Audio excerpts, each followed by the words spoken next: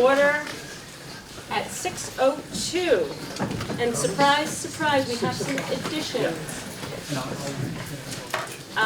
We're going to have a quick discussion about content of town reports under the Finance Committee report.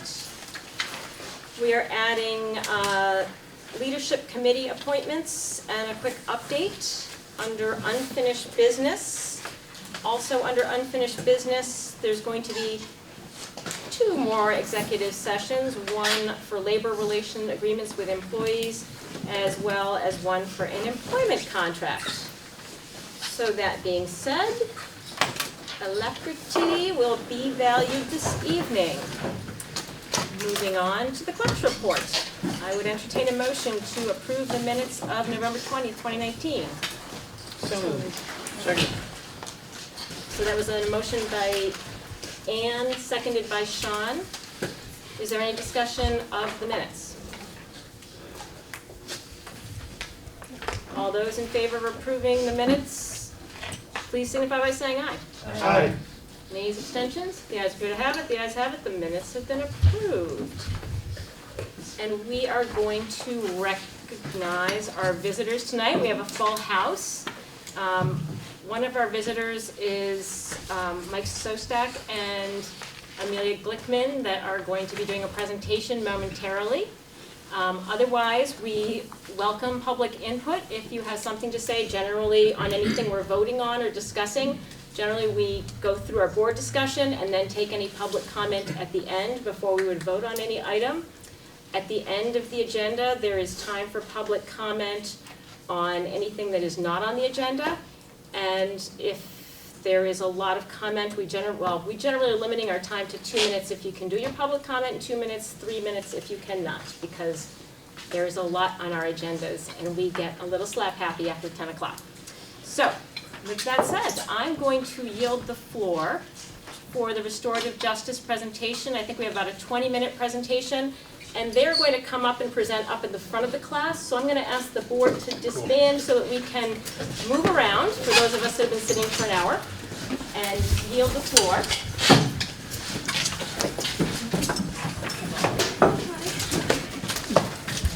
And welcome, restorative justice. As we start, I'm just handing out the issue brief for the social competency development curriculum. Hopefully we have more for visitors as well. So, for board members. You, David.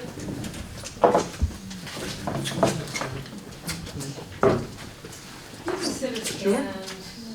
Anybody else I'm missing? And for Christina as well. So I'm Diana Wally, and of course I'm just looking here. And pass the rest out if you want. We want to spend 20 minutes, we'll try to keep to that, to focus on both social competency development and restorative practice, and the way in which they support our schools in terms of school culture where all students are respected and are valued. So maybe we could begin with introductions. And again, I'm Diana Wally. I work with the administration of the social competency development curriculum. My name is Mel Motel. I'm the executive director of the Brattleboro Community Justice Center. We do restorative practices work with schools throughout the district. I'm Molly Peters. I'm a senior at BUHS, and I'm taking a class that is called Dimensions of Social Change, and we work with students in the area. My name is Amelia Glickman, and I'm also a senior at BUHS. I'm doing an independent study with Mike Sostak on restorative justice practices, so I lead a lot of student restorative panels at the high school, and I help present to elementary schools in the district.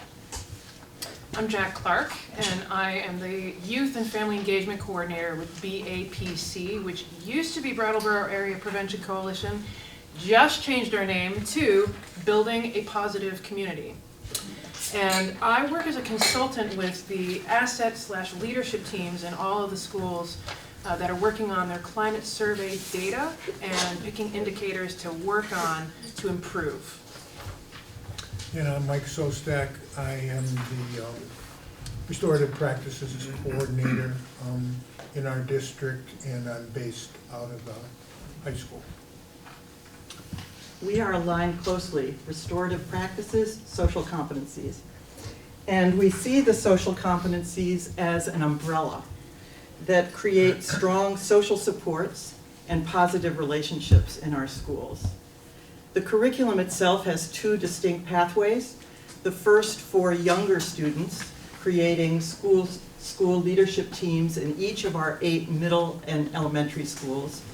And then on the high school level, the Dimensions of Social Change class and the mentoring for coaching and leadership class. So I'm going to first have Jack, because she's working with the younger students in the school leadership teams, just describe the work of those teams. Sure. I'm going to talk about one team in particular I've been working with that uses restorative practice in the form of circle for all of their meetings. So there is roles and responsibilities that get switched around between all the students.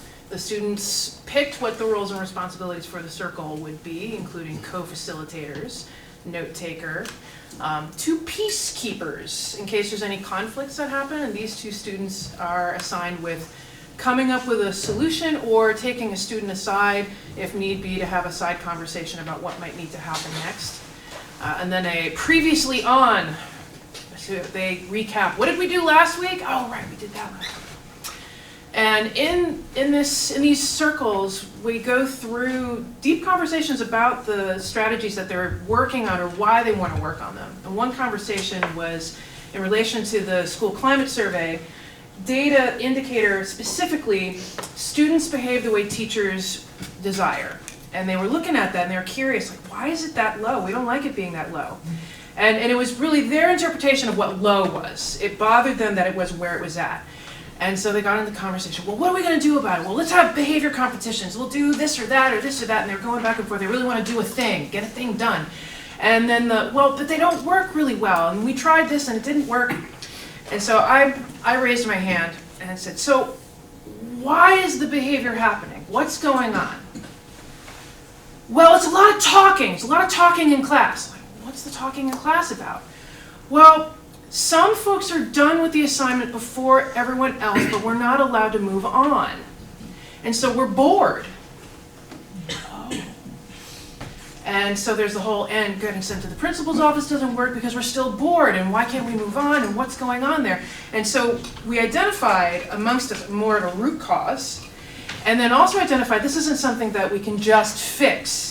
And the principal for the school came in after we had the conversation, saw the notes, and said, this is exactly what I want to be doing. I want to work with you guys on this. And so the next step for this team is going to be getting together with the advisor, the principal, and talking about, all right, how do we work with the kids on coming up with something that's going to be a longer term solution that involves teachers and other students, while also still doing a new behavior competition because they really want to do a different one and have it be really exciting. And it raises the awareness around the issue at all for the rest of the student body in a way that's fun. Thank you, Jack. So as I said, there are 8 school leadership teams which have developed over the 10 years of this curriculum. And they range in size from 10 to 20 students. So we have over 100 students that are participating as leaders in their schools, focusing on these issues. So next, Mel, who has been working, and we've been in partnership with the curriculum with the Community Justice Center for many years. And Mel will just describe the kinds of trainings that she's done both for the teams and for our middle school leadership training and for the staff. Absolutely. So the Brattleboro Community Justice Center has been thrilled to be a partner in social competency work throughout the district, bringing restorative practices into the mix and also supporting existing restorative practices efforts because a lot of schools are already engaging in this work. So we've collaborated with the BUHS RJ Restorative Justice Program to deliver trainings to kids and adults on circle process. We've collaborated with the Women's Freedom Center to provide professional development on gender socialization and circle process to school counselors and middle school leadership team leaders. And we've also used this as a springboard to work with many individual schools in the region to implement and uplift restorative justice. I guess I should also say we've been a huge participant in the middle school leadership team conference every summer that has integrated restorative practices into it. We at the Justice Center are actually in our second year of working with Putney Central School, working with the adults in the school to implement circle process and use restorative language and culture in all of their work. And we've been really lucky to be doing just a little bit of work with Academy School, with Oak Grove, and with Green Street School, working with kids on supporting kids to be able to do circle process in their school. So it's been really wonderful having this partnership with the social competency. Thanks for that Yes. overview. Yeah. So next, Molly will give us a sense of the high school level, the Dimensions for Social Change class, and their wonderful work in running. Today was the 8th of 10 workshops for 4th through 8th graders in the district. Okay, so I'm taking the Dimensions of Social Change course, and basically, beginning of the semester, we got the school's climate surveys, and we broke off into, we got a preference if we wanted to work with the younger kids or the older kids, so 6th through 8th or 4th through 6th. I'm working with the younger kids. So we sat down with our groups and we looked at the climate survey and really decided what those grade levels needed to work on. So the 4th through 6th graders in our district really needed to work on active bystanding and what that means and how they can be one. So just to walk you through what we do in our workshop is we get them there and we do an icebreaker. Normally it'll be a game like the wild wind blows, and we'll do some fun things like if you're wearing a hat, if you're wearing purple shoes, and then we can incorporate like if you have ever seen somebody being bullied and done something about it. So we kind of get a sense of what they know if they move for that. And then we do a skit in front of them, and we make it be 2 children playing on the playground, and somebody gets excluded, and there's no active bystander. We sit them down, we say, what could be different? And they raise their hand, they say, she could have included him, she could have not been mean. Well, yeah, she could have not been mean, but her friend could have said something and told her that that's not very nice, and they get the message and they get that going, and then we do it again correctly. So that gets them kind of excited, and we break them off into small groups and let them design their own skit. They get to perform that in front of their classmates, and that's normally a pretty big hit. I've seen kids get pretty involved, and it makes me happy to see that what we are telling them is really making a difference, and I'm hoping they're going back to their schools and being an active bystander for what they see that happens on the playground or in the cafeteria. And I've really enjoyed taking this class, and I'm sad that our workshops are almost over. You were a great facilitator in today's workshop with Academy. Thank you. Thank you, Molly. So now I'll turn this over to Mike and to exploring more the restorative practice work that has been happening over the past few years. Yeah, I've been doing restorative practices work for about 14 years and in our school district. And if you get nothing else out of what we're saying up here, I'd like to leave you with 3 thoughts. One is that restorative practices works best when students assume leadership roles, and that we adults back off and let the leadership come from the students. And Molly and Amelia are here as examples of that. And I really mean that. It really truly works better when students are the deliverers of the service, if you will. Secondly, restorative practices works best when it's proactive versus reactive. Most everyone in this room has probably heard of restorative justice, which is more on the reactive side. Something happens, we go in, we try to fix it, make it better. But proactive is where, often we reward the heroes who come in charging in and solve the problem, but we don't often reward the people who are being proactive. But that's really where the real payoff with restorative practices comes, is when it's embedded into our curriculum, into our classrooms, and we're really on the proactive side, where teachers are really using that as a part of their classroom. And thirdly, the last point I'd like to leave you with is that restorative justice concept says that education is of more value than punishment. And so we use restorative opportunities to educate versus punish. I'm going to leave a handout for the board that has really two sides to it. One side, I attempted to define, if I went around this room and said, what does restorative practices mean? Probably everybody has a different definition. So I tried to come up with a definition of what it means, and I broke it into 4 categories, what I call restorative conversations, restorative justice circles, which many of you are familiar with. Community-led circles is something else we've done in the high school, where we're bringing in community members, just regular community members, to work with kids in a restorative way. And finally, the last point, again, is restorative classrooms, bringing restorative practices into the classroom themselves. And those are the 4 ways that I've at least attempted to define what restorative practices mean. And that's really kind of summarizes. The last thing I just want to say is, thanks to Steve, he's allowed me to do coordination roles in other parts of our district, and I do think that coordination role is important somehow, that it be done, where schools are becoming more and more involved, and that role is becoming, I think, more and more important, that we have the capacity to have coordination. And by that I mean making sure we're using Mel. We're very fortunate and uniquely fortunate that we have some real strong talent in the Brattleboro Community Justice Center, which has been available to our schools. That makes us unique. We have to make sure we use that resource, and we have to make sure that funding gets to the Justice Center so they can afford to support us. And secondly, with this coordination role also requires that we, as a school district, share our resources. We're developing considerable expertise within our district itself, but we need to pass that around to get all our schools in the same, all our schools are in different places. So I believe that coordination role is important. So the other part of this handout is not only a definition of restorative practices, but a definition of what that coordination role means. So I'll leave that here for the school board. Thanks. All right.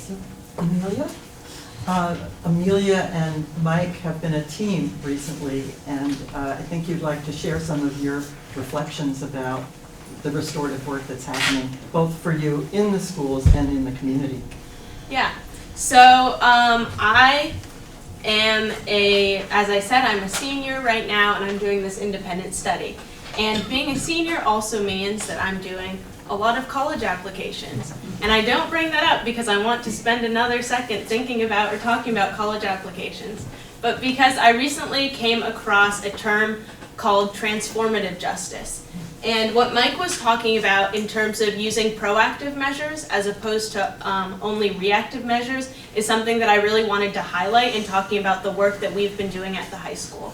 I see Mr. Sostak's room not only as a place where reparative circles happen to heal relationships, but also as a place where students are able to go to prevent harmful situations from happening in the future. And although this is not necessarily defined in the job description of what Mike is doing at the high school and what restorative justice is, this is a part of a larger transformative justice process. And the reason I bring up the term transformative justice is because in looking at colleges and education around restorative justice, not only in this community but in the greater world, something that I have been, that has been really clear has been how we are trying to turn towards proactive measures more than just reactions to situations that happen. It makes more sense. It prevents the situation from happening in the first place.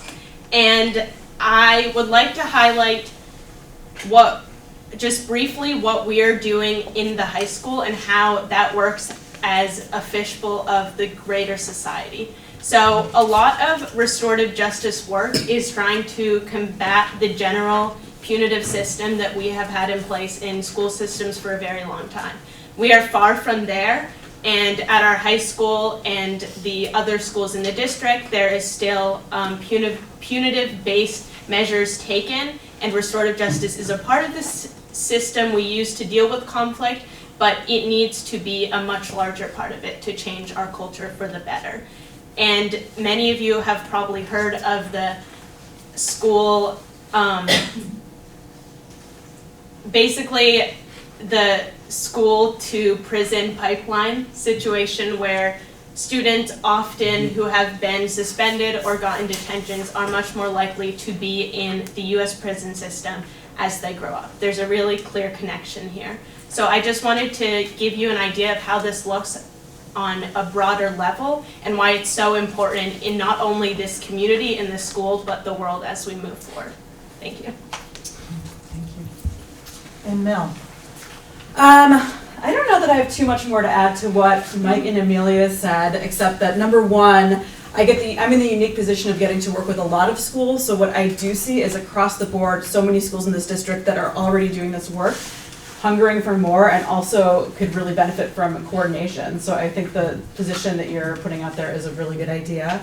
And just to build off of what Amelia was saying about the school to prison pipeline, there's two things that I want to emphasize. One is that at the Justice Center we work with 5-year-olds to 75-year-olds. And the 75-year-olds are those people who are getting out of prison after 20 years, or 30 years, or 40 years. And every single person I work with who's coming out of prison is a wounded kid.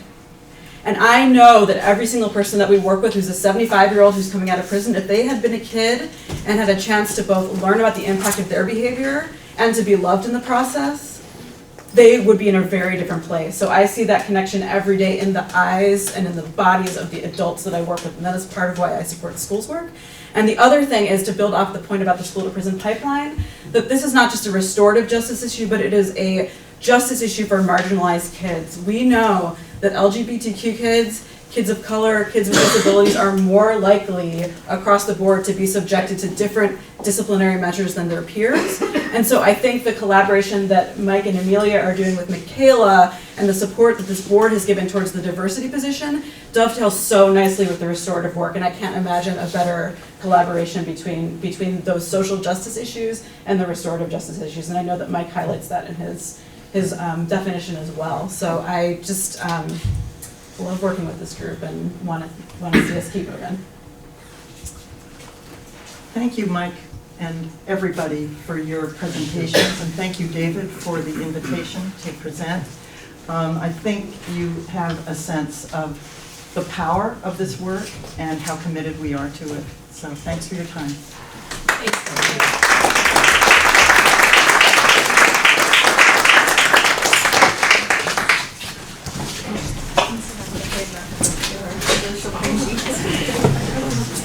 Thank you all for sharing that.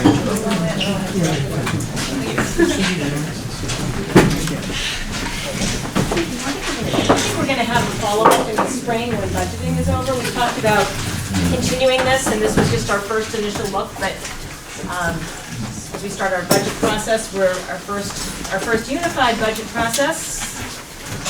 And I know that Academy has a program, and with John Sessions, would like to bring some students at some point, but tonight. Maybe February looks good as I sit in December. Who knows how it will look in February? Actually, April looks good to me. But thank you very much, and Amelia, get working on those college applications. So communications, I have attached them to the annotated. There's 4 attached at the bottom, and then to the board, and then there were 2 embedded. Were there any other communications to the board? Quiet week, nothing like being closed. Oh, you did? Oh, sorry. I don't know what I'm supposed to do, actually.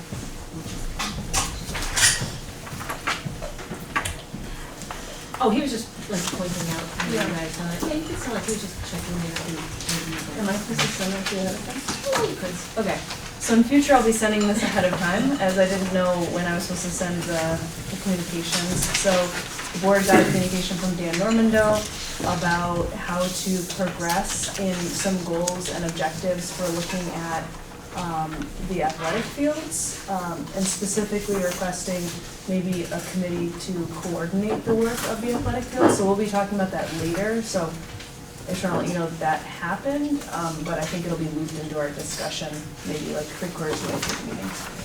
If you forward it to me, I'll put it on the next set of communications. Excellent. Christina? Yes. I wasn't sure where we were gonna do the leadership council report. That is added in, under, I put it in somewhere. D2. Oh, okay. So any other communications? Excellent, moving along to committee reports. Finance, would you like to kick that off, Sean? Yes, I would. The Finance Committee of the WSESD met this afternoon at 5, and we actually developed a mission statement right at the beginning, which we're really pleased with. Been something that we wanted to do for a while. And we also elected Christina as our clerk. So that's a good thing to have done. And then we discussed the warrants and payrolls, and there was a pretty big batch, as you see from the agenda.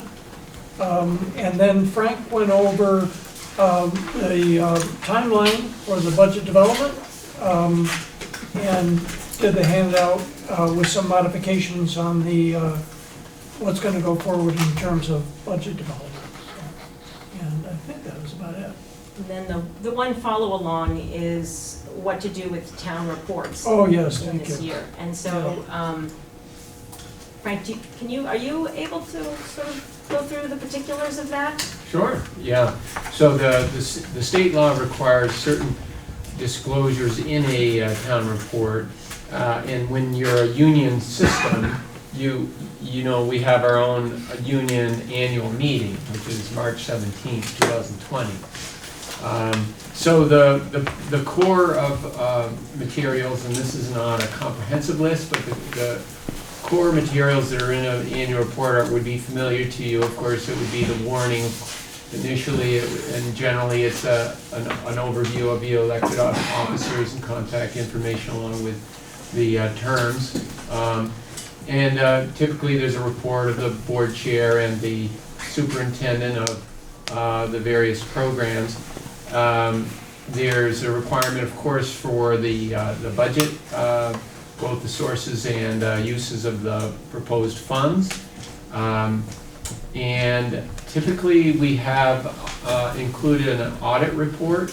We won't do that this year because the entity didn't exist in the prior year, but that would be a typical data point in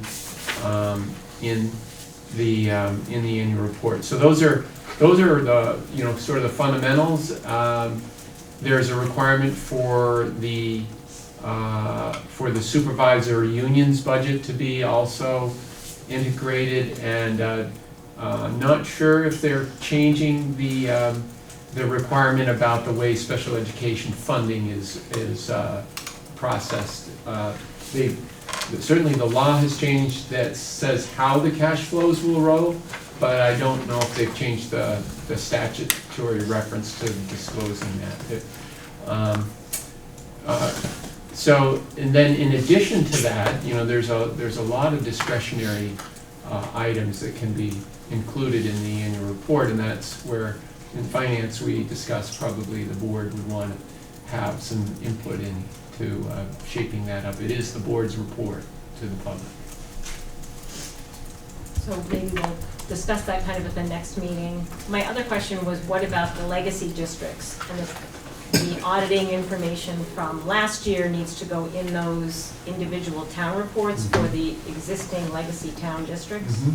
So the audits will be wrapped up at the end of December once that statutory period of closing down all the legacy transactions. So that audit will be as of June 30th, 2019, and that some districts like Brattleboro Town would actually publish it inside of the town report. Others will just have it available as a separate report, but that will certainly be available for town meeting. But I'm not aware of any other required disclosures at town meeting based on the current law, the Act 46 law. Thank you. Any other questions on that? Moving on to personnel, I think you have not met since our last meeting. So moving on to the Policy and Amendment Committee. We met on Tuesday morning. We looked at 3 policies that we are brushing up to bring to you for a first read at the next meeting. One didn't require any change, one had some significant change, and one had a tweak. So we will be bringing them to you all, or actually sending them along probably in the next week. I'm gonna schedule another meeting, so you'll get them probably a week before the next meeting with the changes that the committee is recommending. We also have to work out the balloting for the next election, because we have added 2 seats for Brattleboro residents. There's a whole statutory process for how that happens with staggered seats. The idea is that you do not want to have, on a board of 10, you do not want to have 5 seats expire in the same year and have dramatic change. We know how hard it is to have dramatic change on a board from this year, so we don't want to put that in the future, and statutes prevent that. So I wanted to, the board has been working with Attorney Ottinger on this and has authorized Lyle and I to converse with Ottinger on the whole warning process, and I wanted to come to the board to get an extension of that to get the balloting and the terms of the offices put forward pretty quickly, because we want people to have time to get the necessary signatures, get the ballots together. March town meeting day is coming up. So, I would make a motion that we authorize Christina and Lyle to contact Mark Ottinger for any legal advice necessary in concerning the balloting for the election at town meeting day for additional WSESD representatives. thank you, Sean. Is there a second? Second. Thank you, David. Is there any discussion on the motion to authorize Lyle and myself to obtain any legal advice necessary from Attorney Ottinger in preparation of the ballot? Is that a reasonable restatement of your motion? All those in favor of the motion, please signify by saying aye. Aye. Nays or abstentions? The ayes appear to have it. The ayes have it. The motion carries.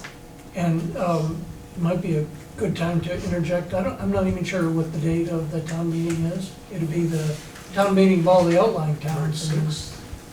I'm sorry? I think it's March 6th, March 6th. if that's a Tuesday. So everybody has that. It's all the outlying towns. Oh, March 3rd. March 3rd. It's Okay. even faster. So yes, start talking up how fun the board is and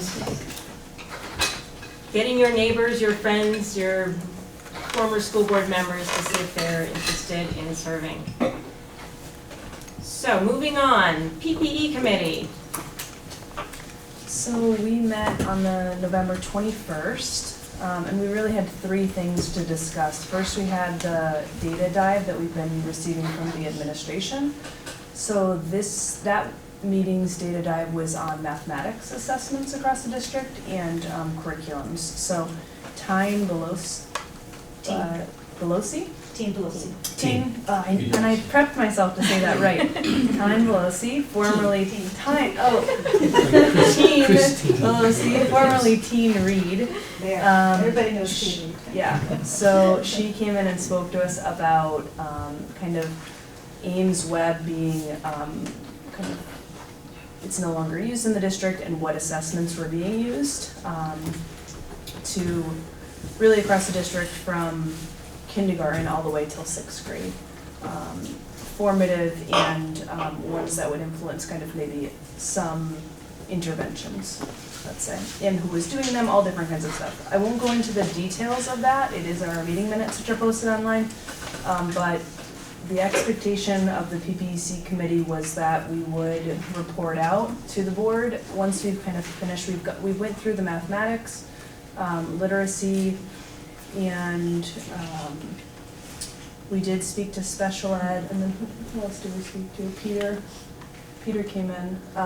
So anyways, we've spoken to a bunch of folks, and the hope is that we're gonna share out the data that we've collected, at least about what assessment systems exist. The second thing we spoke about was, Brian, I think so. Brian, yep. So some of them have been whole committee meetings, other ones have been one-on-ones, so we kind of have to get together, like, what are we doing with all these one-on-one meetings too? So the second thing we spoke about was the field study, and the equity piece around the fields, and where are we going with this? Because at this point, and this is later in the agenda, we don't have goals set yet for what we're expecting from the fields. Obviously, some of the goals will be influenced by problems that came up before, such as, not having regulation-sized fields, and additionally, not having enough fields for everybody to have games and practice time on. So we reviewed some statutes around gender equity and discussed them and recommended some data that might need to be collected by the district, or proposed to the board to be collected by the district as we help start to create our goals. So that'll come up later, and everybody's kind of received that document, and we'll put a link up on the board so other folks can see the document when we chat about it. The last thing we did was after school, specifically it was brought up by Putney that their Y Aspire program was cut, and there's some issues around that, and so we started to look at equity as it concerned after school programming. So we're really at the first part of our data review on that. Lyle had given us a bunch of different information collected from all the principals, so thank you for that on what existed. And there was a lot, which is amazing. So now we have some follow-up questions of just like some gaps in our knowledge that I guess I'll be sending to Frank to figure out like what are our next steps. I don't know who to actually send it to, so I'm gonna go to you, Frank, and then you can tell me if it's not you, and maybe direct me somewhere else. So that's the gist of that. December 16th is our next meeting at 6 p.m. So would you be looking to report out on some of that data sometime in February, maybe? I think that's reasonable. Okay. Great. Put that on my wish list. Thank you. Climate crisis. Have you met since our last meeting? We were set to meet on Monday. Oh, there was another kind of climate crisis on Monday. So on the 12th, location to be determined. Okay. Communications Council. No meeting since last time. Okay. I did have a communication that I got today, so I didn't make it to the communications list, but I'm wondering if there's a way the Communications Council could work with the reformer to make sure that our school board meetings get in the meeting box somehow. I'm not sure how that's done, but a lot of times they're in, I think it seems like when we warn the meeting really early, it doesn't make the meeting box. That seems to be the correlation I have noticed. That may be spurious data, but if there's some way you could try to make that happen so that people know a day ahead of time that our district's meeting, if that's something you guys could take on, it seems like it's under your bailiwick, so thank you. Diversity and Equity Committee. That's not. Okay. How did mission and goals come on as a committee? This never got taken off. Let's I see. clarify that. Oh, okay. I guess it just got put in there, I get it. Okay, so the last committee is the, not really a committee, but the last sub-reporting group is the WSESU, which, anybody want to report out on that instead of hearing me talk? Seeing none, I guess it's me. Carrie's here. Carrie's here. I yield to the chair of the WSESU. So we have met once on the budget. We've done one round through the budget. We were scheduled to meet Monday, but chose to postpone so we all could shovel out. We are scheduled to meet again next Monday, as well as next Wednesday. And then there was some other work to be done. Maybe you want to announce the meeting coming up tomorrow. Oh, at sure. 2:30. So the SU established a Superintendent Search Exploratory Committee. We are meeting tomorrow at 3:30 in the BUHS multipurpose room. So we've tried to get it out, and as we're sitting here, I would love for student council members to join us. So if you happen to be free, tomorrow 3:30 BUHS multipurpose room. This is just a committee of 4 people who are going to begin the process. We are not the people who are picking the superintendent. We are the people who are going to be exploring any and all options and brainstorming a lot and taking a lot of public input. And then we will report back to the SU. Anything else? I think the goal is to establish the process that we're going to go through and what kind of committees we're going to put together and get a lot of public input on Thursday. I know you've been doing a lot of outreach to various stakeholders in our district, inviting them to come so that we can create a process that, and also reviewing existing processes that we've been using in principal searches that the board has liked very much, and I have heard the community and teachers have liked as well in our principal searches. So trying to take a step processes that our current superintendent has established that I think have worked extremely well, and then vetting them through all the stakeholders this next meeting and spending a week or two and then getting out there and beating the bushes to get a superintendent, because we do not, there are 3 positions currently open in the state of Vermont, so we want to have our pick.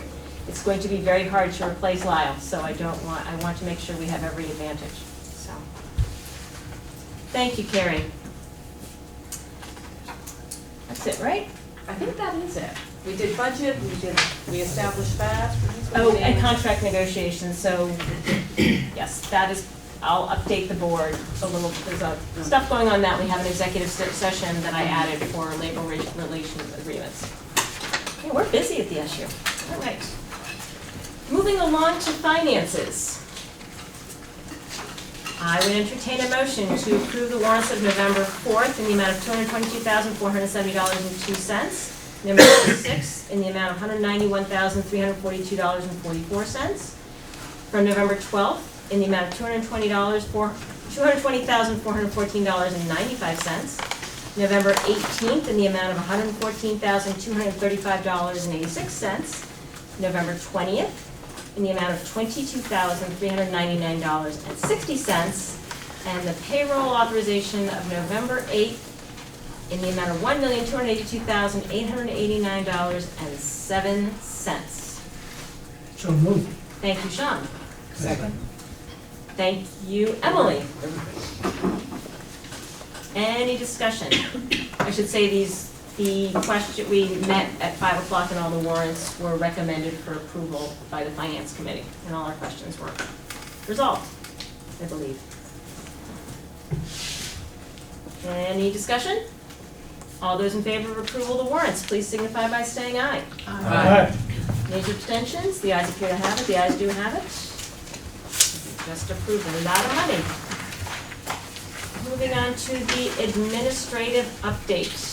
So before we turn it over to them, I just have a couple of updates. Oh, for you. go for it. Yeah, sorry. So Guilford has asked me to pass this along to board members, and I have a couple extra for the public. They have a holiday market on Tuesday, December 10th. Student vendors who have made things like herbal soap and dog biscuits, all produced by students with ingredients from their own gardens. So that's pretty interesting. Mint jelly, I hear. And maybe, and then there are some community vendors as well. So take one of those and then a few extras.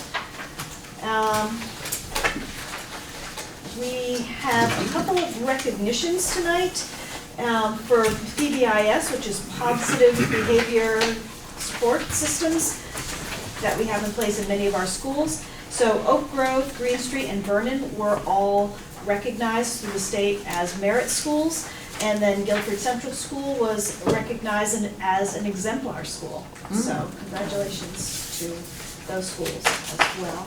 And then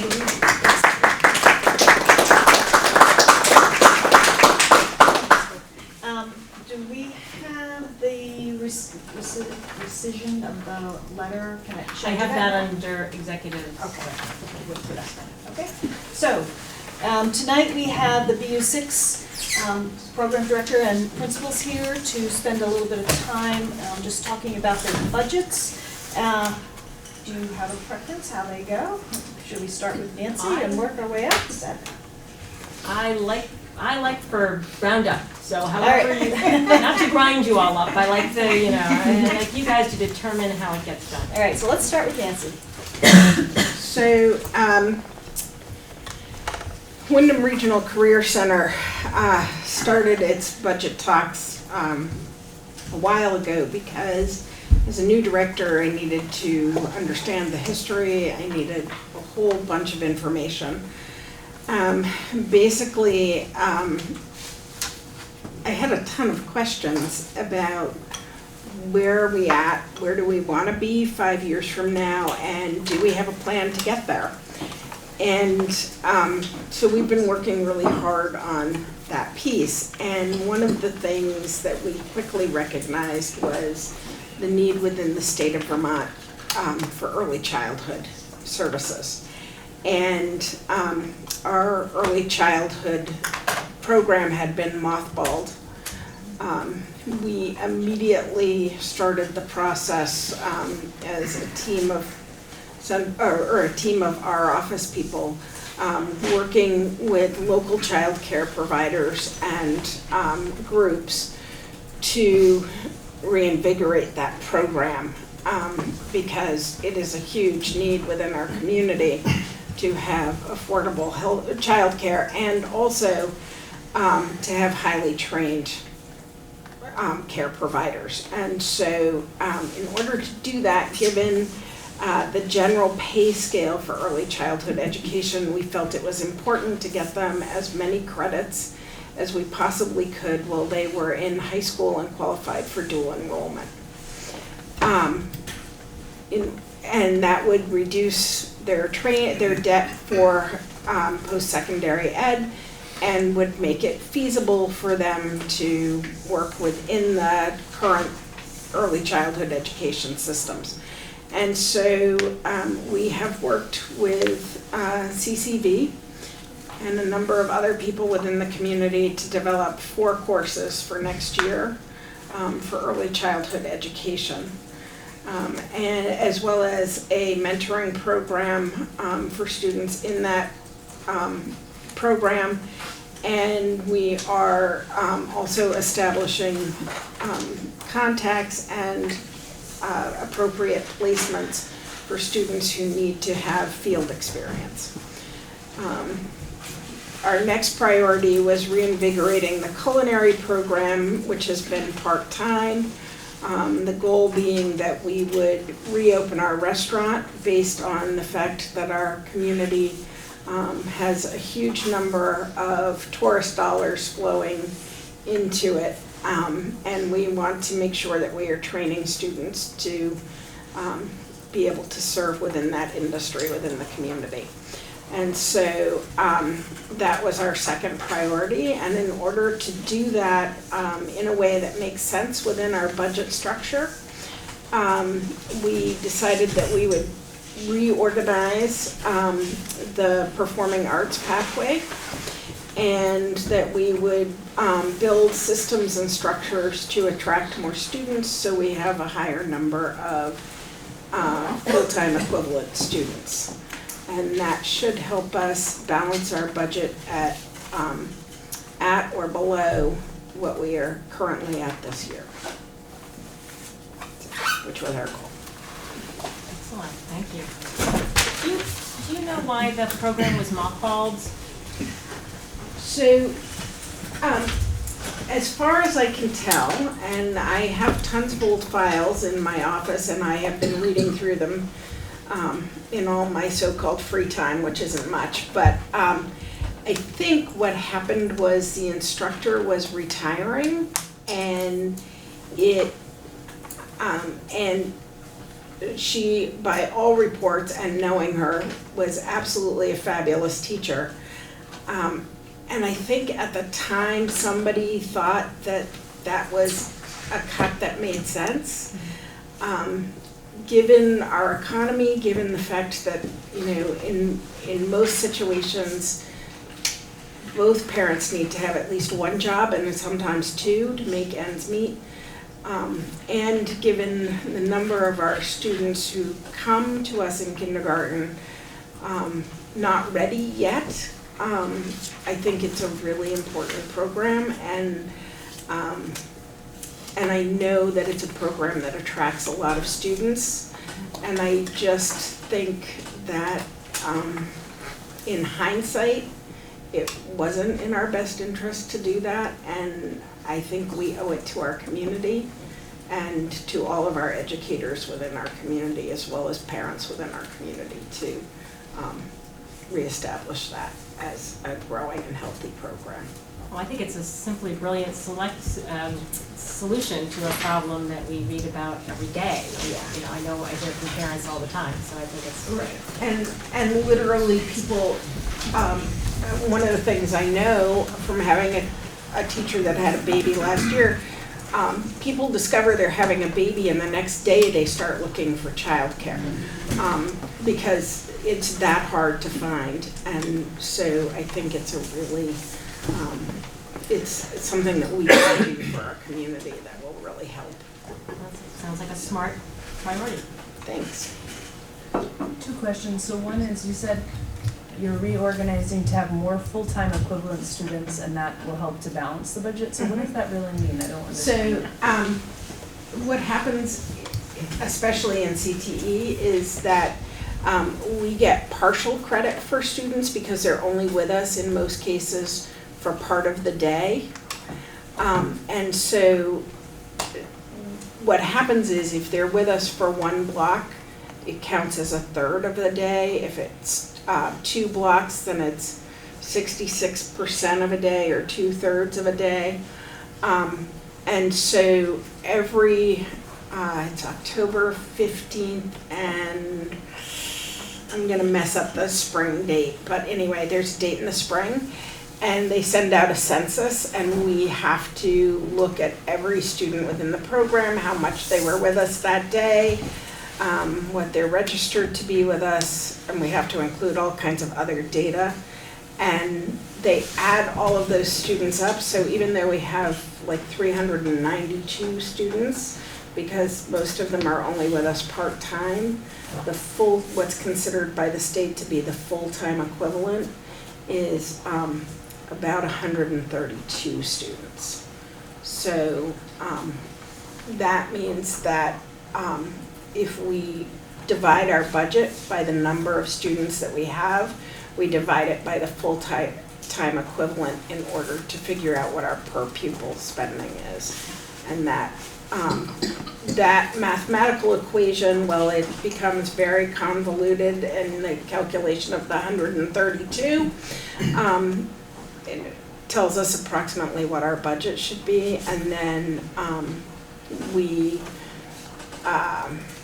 and then on top of what we budget out of local funds, we also write a number of grants. So this year, let's see, I think we had about $350,000 in grant money that helped. In most of our grant money this year was earmarked to go into our manufacturing program because it was not, our shop was not up to what would be considered the standard, and so we put money into there. Next year it will be another program or 2, but we try and keep everybody up to industry recognized levels. So when you're saying you're increasing, yeah, the number of, that means we will have to increase the number of students who come to the programs, and then, but we will have to approximately, for every student that comes, they're approximately 1/3 of a full-time equivalent. And so for every 1 full-time student, we have to attract 3. Kurt, have you Because to you're adding up one have it balance out to a So what do you expect I'm just curious, like, how many more students do you think will be involved in to equalize it? So my hope is, this fall, we went from 99 last spring to approximately 132. I would like to think that we'll be somewhere around or above 150 full-time equivalents. I can't guarantee that. It's the goal I'm carrying in my head, but it's not a goal that I'm willing to 100% guarantee. So can I assume that those FTEs are probably coming from the BUHS FTE? So that's the Some of the most predominant, probably. Yeah. So it's we're shifting. Okay. Yeah, and Steve and I try and work very closely together to figure out what programs are gonna be beneficial and are gonna meet the needs of the majority of students. Thank you. Keith and Glenn? All right. Hi, everyone. Try to be as brief as I can. I have a handout here on just enrollments, basic enrollments for the board there. Looks like last year I anticipated about 315 students, and we're at 315, and that's a pretty solid number for our building. The year before I came in, 6 years ago, we were at 261 that 1 year. And we've been steady. This form will show 17, we were 321 kids. We've done a 301, 17, 18, 18, 19, we're 284, and we had a pretty good jump this year to 315. Based on what I received from the elementary principals, we're looking at about 310 students next year. So I do not anticipate presenting any major reductions or increases in any personnel or major programming. The majority of our work is improving what we're doing. So through professional development, working on some of our major goals, things like good tier 1 practices, differentiation, modifications in classrooms, equity, diversity, trauma, multi-tier systems of support, proficiencies. Those are all, and there are other things that we're working on, but those are all the things that we really want to focus improving our school in those areas. So I don't anticipate major changes to the budget in the middle school. We do have some minor things, some capital things that I want to work with Frank and the board on, but pretty minor things in the big picture. And I'd like to increase our chairs in our multipurpose room. We have to borrow from the high school, and we have full school assemblies. We have some issues with our lockers, the ones that were put in with the new building. They're starting to get pretty beat up and don't work very well. It's like you need to be a locksmith to get into some of those middle school lockers. Megan's over there like, yep. Career training. And so, there's some work to do there. Class sizes are, I think, pretty ideal. Generally, core, there's about 80 students on a team, roughly 75 to 80 students and 4 core teachers. So you do the math, it's, about 20 students in a core class. Most of them are 15 to 18 on average, probably, because you have some pull-out and variances. Exploratories have been a challenge this year. Right now, you see our current 7th grade is 165 students, so that's a slightly larger bubble than we've had. And it's put a lot of pressure on our exploratory programs, health, phys ed, those kind of classes. The classes are at 20 or more, and some of those classrooms are not very large. That entire team has asked me to increase our wondering if we could hire somebody to support just the sheer need. The other thing that happens with exploratory classes is kids who are pulled out for special ed, pull-out classes, are not in the core classes, then get shifted into exploratory, so their class sizes are pretty large. If I had a wish list, I would want to consider maybe a part-time exploratory teacher for the 8th grade, but I haven't identified where I could make any reductions to make up for that, so I'm not ready to propose that. But so in general, pretty stable. Any questions? Yes. So you had said that 315 students is a good amount for the building to hold. I'm just curious, what does the building hold? I don't know. It just feels like a good number. I just didn't know if that's like max capacity, like if we expanded too much, we would have to strategize. Capacity is about 1,800. Of all the 1,800 for all of it. If we added students, we would have to get creative in how we were running our schools. Yeah. Okay. And how many explorators are there currently? Well, it's how many teachers?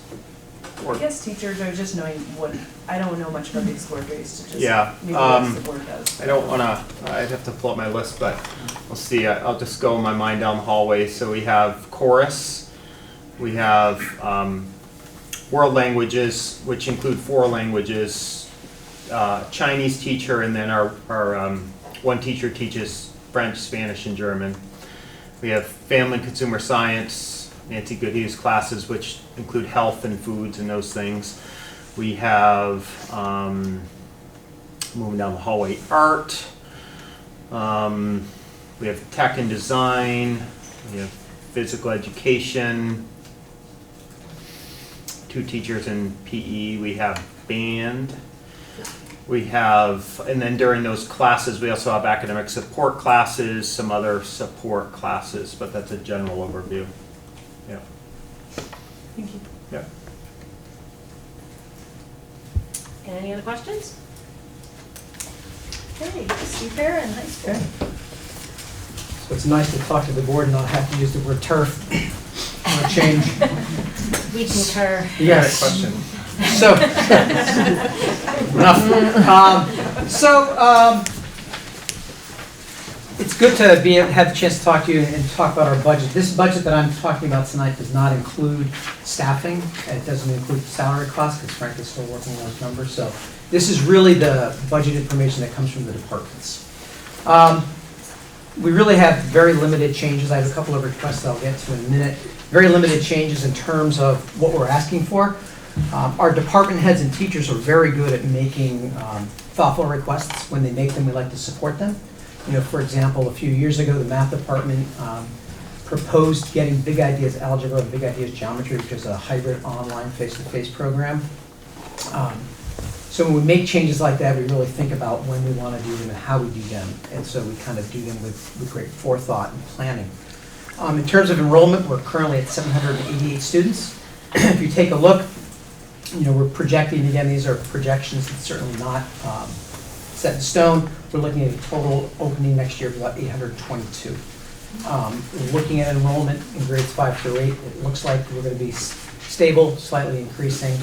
And again, those numbers don't include students that come to us from choice towns, like for example, Dover. Those students can send their kids here. It also doesn't include tuition students from Chesterfield and other areas that join us as well. This year, we reinstated the Dean of Students position and added it as a family interventionist as well. Chris Day has done a fine job in that role. He's done a great job working with families and with students, trying to kind of help those students who need extensive support. There are times when he'll spend 90 minutes to 2 hours with one student because they need it. We also last year hired a second school-based clinician using Medicaid funding. So overall, that's revenue neutral for us, but that person provides therapeutic support for students. We have 2 clinicians now. One clinician has a caseload of about 55, the other one has a caseload of about 30. So they're seeing students on a regular basis. We're also looking this fall to use some existing budgetary money to hire a paraprofessional to support teachers as they work to implement trauma-informed practices within the classroom. A lot of times this takes the form of not removing a student, but rather a paraprofessional going in, supervising the classroom while the teacher does some limited work with an individual student. One thing we've learned in our study of trauma-based practices is it takes time, and we need to devote that time, and this position will help give teachers that time. Steve, quick clarification, you said this fall, does that mean in this 21 budget? Yes, in this current budget now. The one we're talking about now? Yes, the one we're living through right now. Okay, so you're good, so that's already there, you're not asking for that for this year? Exactly. Thank you. Yeah. We are asking for some modest increases next year, and what we're looking for is, we have, if you look, you can see our class sizes by department listed out there. You notice that they go from, English 15.2, average class size, math 17.1, social studies always the highest, or near the highest of the cores at 17.2, health overall 18.8. If you look at the other side of that though, I've listed some introductory courses enrollment. And I would draw your attention to, and these are for 9th grade courses, and this is our area of concern. If you take a look at modern classical languages, you'll notice that for novice French students, the average class size is 22.3. You notice the average class size for novice Spanish is 17.4. The reason those, if you look at overall modern classical language, they have an average class size of 10.7. That's because as you move up levels from novice to intermediate to advanced, the classes get smaller. That doesn't help the fact that we have large classes for our 9th grade students in those areas. The other area is, if you look at science, our 9th grade offering, Earth and Space, has an average class size of 17.7, which is well above the department average of 16.8. So what we're looking for is, we're hoping that we can add to the budget a half-time person that is certified to teach both Spanish and French. We're not looking for a full-time person. We're thinking maybe a .67 equivalent. That person would teach a mixture of Spanish and French, not necessarily at the novice level, but it would be additional sections we could use to expand those two areas.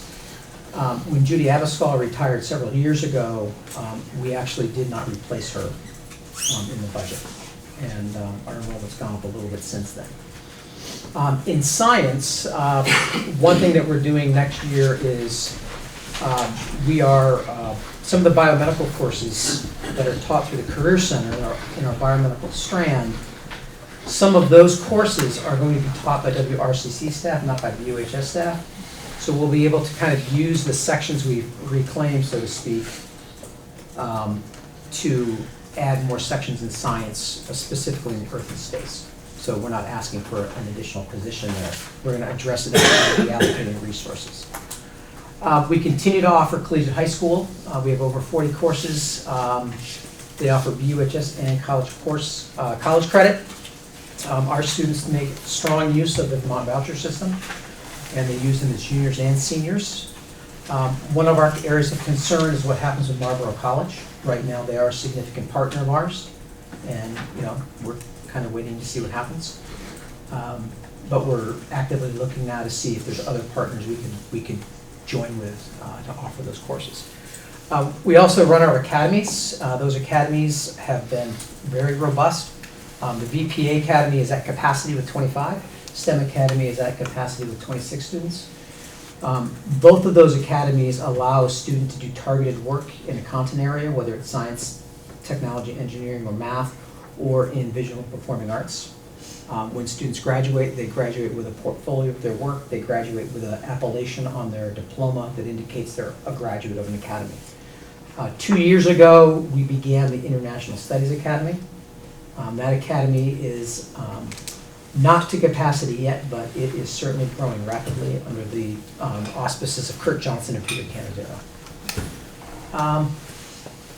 With summer school, that's another area that we budget regularly.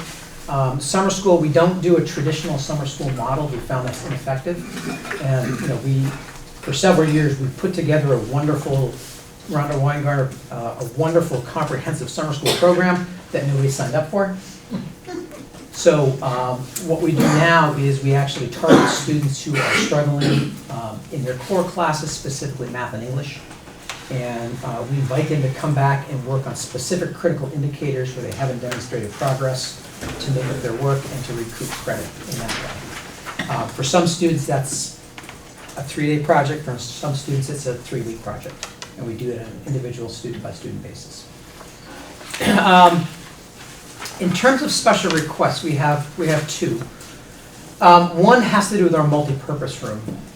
Our multipurpose room is used extensively by a lot of groups, everybody from the Vermont State School Boards Association to the NRC to various banquets and activities.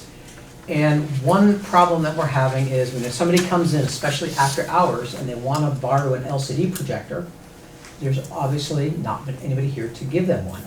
And if somebody goes to our tech coordinator and asks for an LCD projector, and he gives it to them at 4 o'clock, he goes home. And we have no way of knowing when that, or if that LCD projector will come back. We've not lost one yet, but it's always in the back of my mind. What we would like to do is spend about $7,000, $7,220 to permanently mount an LCD projector in that room, for everybody to use, kind of like that one, for everybody to use when they come and use our facility. The other area we're looking at is the art department. About 6 years ago was donated a large format printer. Mr. Mazur has done an incredible job of keeping that running, but it is on its last legs. It is falling apart. It's well out of warranty, so it's time to get a new one. And we're looking for a 44-inch large format printer. That printer would be operated by the high school art department, but it would also be used by the Career Center. It would also be used by BAMs for promotional material that they need. If you've walked around the hallways, you've seen the results of you've seen the artwork that's been displayed. It's an ongoing thing.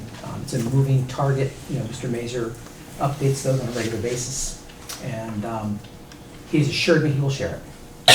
So that is a quick summary of our really long budget.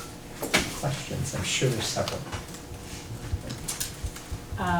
It would seem to me that if you get the slight enrollment increase that you're looking for, that it would probably offset your printer, your projector, and your .67 person.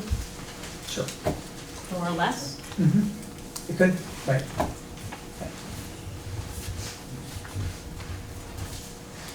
So I was wondering about I have a question about the earth and space thing, because I actually was writing stuff on the language, just trying to figure it out, so I'll ask that in a second. But the language thing, so do all students who are in this foundational novice Spanish and French, German, Chinese, do they get their first choice, or is there? You mean when they schedule? Yeah. Usually students get their first choice. So when we schedule students, we do what's called a student-centered schedule. And so what we don't do is we don't determine who's teaching what and then build a schedule. We build our schedule based on student request. So we take all the students' requests, we look at our capacity, and then we determine, what can we do. We have to balance that. We have to offer a certain number. We have to offer advanced. We have to offer intermediate, and then we look at those sections, and then the balance become novice. Our language department runs within each level. They run 2 levels. So there's something called Novice 1 and Novice 2. So you can actually take Novice Spanish twice and do different work both times. And then you take what's called an OPI, an oral proficiency interview. And then based on your results of that, you move on to the intermediate level. Does that make sense? Yeah. Okay. So this novice French is novice French 1 and 2? It is. Right. That's right. Because they're contained within the same section. Okay.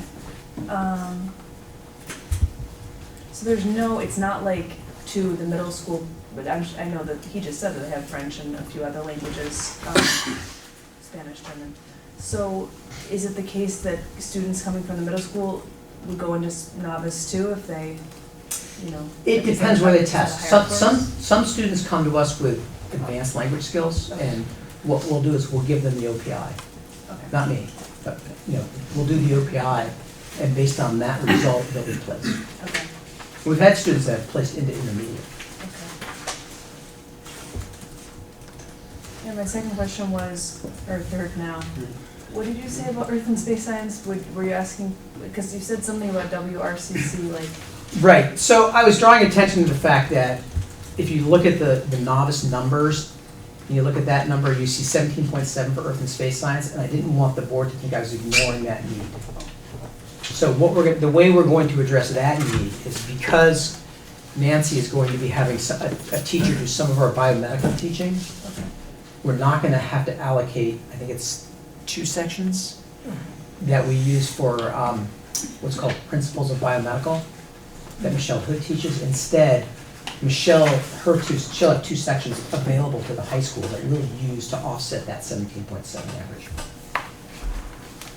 I think I said it in 10 sentences I could use for one. Sorry. that's good, thank you. Anything else? Excellent, thank you very much for that really good overview and explanation of what's going on in your various schools. I appreciate that. For all of us, especially who are new to this process, thank you all. Madam Chair, Yes. will this information be put on the web?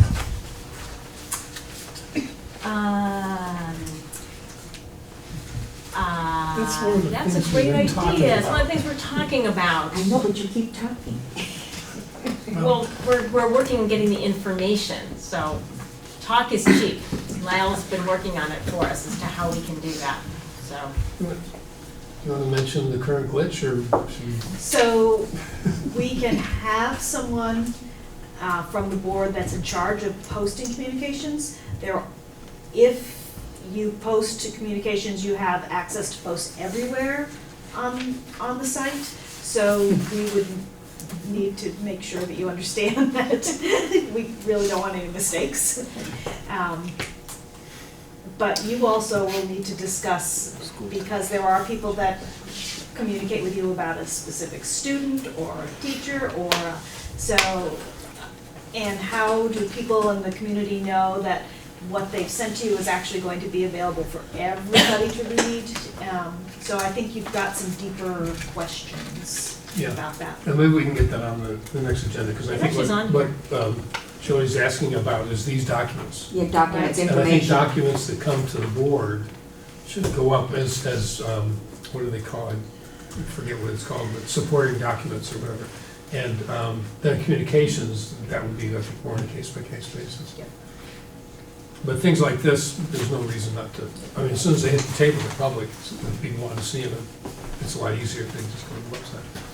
So I guess in the spirit of not using 10 sentences to do something we can do in one, do you think that's something that could be put up, these supporting documents? If you for can you send them to me finance? electronically?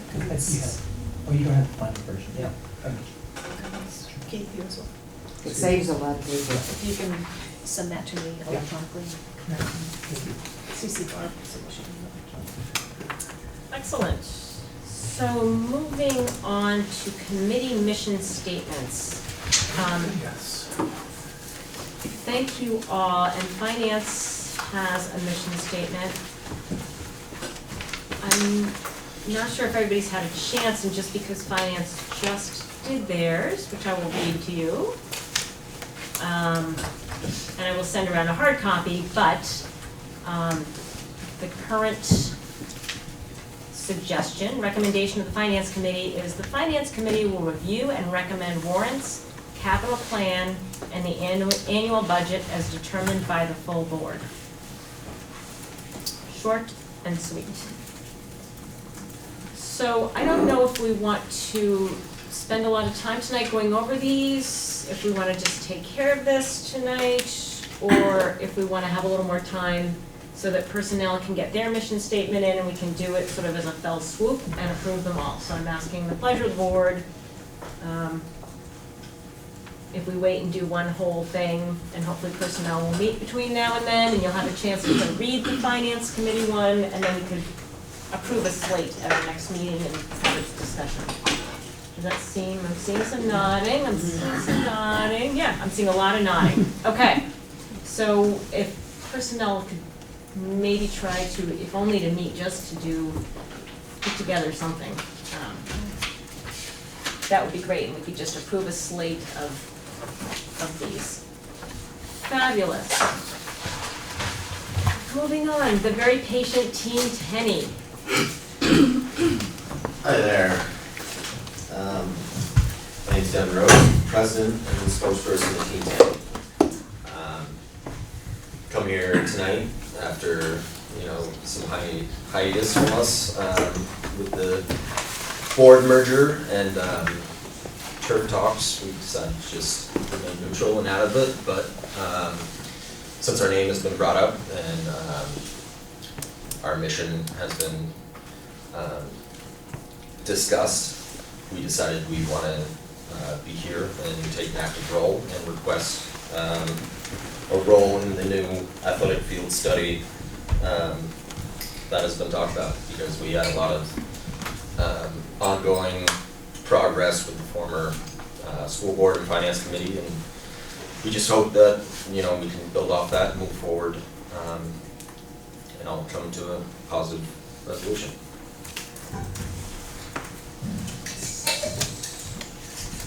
Are there any questions from the board or follow-up? I think we're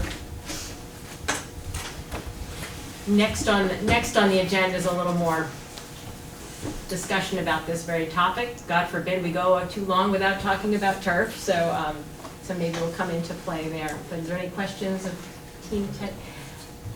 Just maybe say a little bit about what your goals and purpose. I'm not sure everybody knows. Sure. Yeah.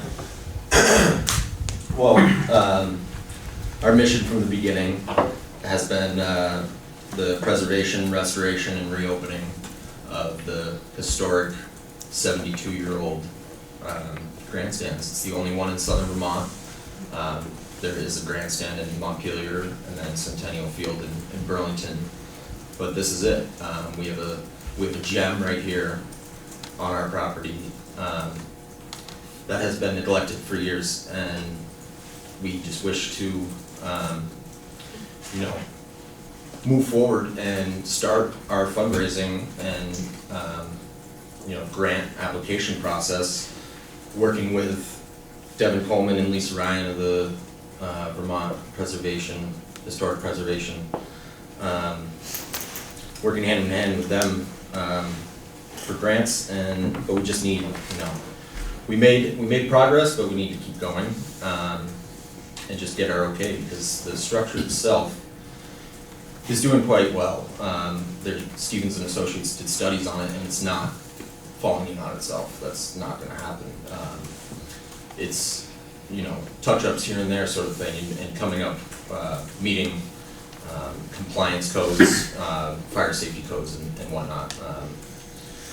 Adding handrails to the stairs and removing some of the seats, building a ramp on the east end or west end of the grandstands. So yeah, we have outlines, blueprints that I can share. That was we've discussed alongside the finance committee and Stevens. So yeah, we just want to continue making progress. Where was the Stevens study done? Just before the merger, basically. Okay, great, thanks. You had said, so preservation and then potential future reopening? Is that what you said? Yeah, preservation, restoration, reopening. So what would, because you had the Stevens study done, what would reopening cost? Because you said you'd be grant funding. Right. There's two different sets of studies, so numbers are kind of go here and there. We I don't want to get bogged down by numbers right now, but it's a doable process for us. In terms of the support we have in gaining funds, but we've just been stalled out and haven't been able to go forward in that regard because our feet are kind of in the mud.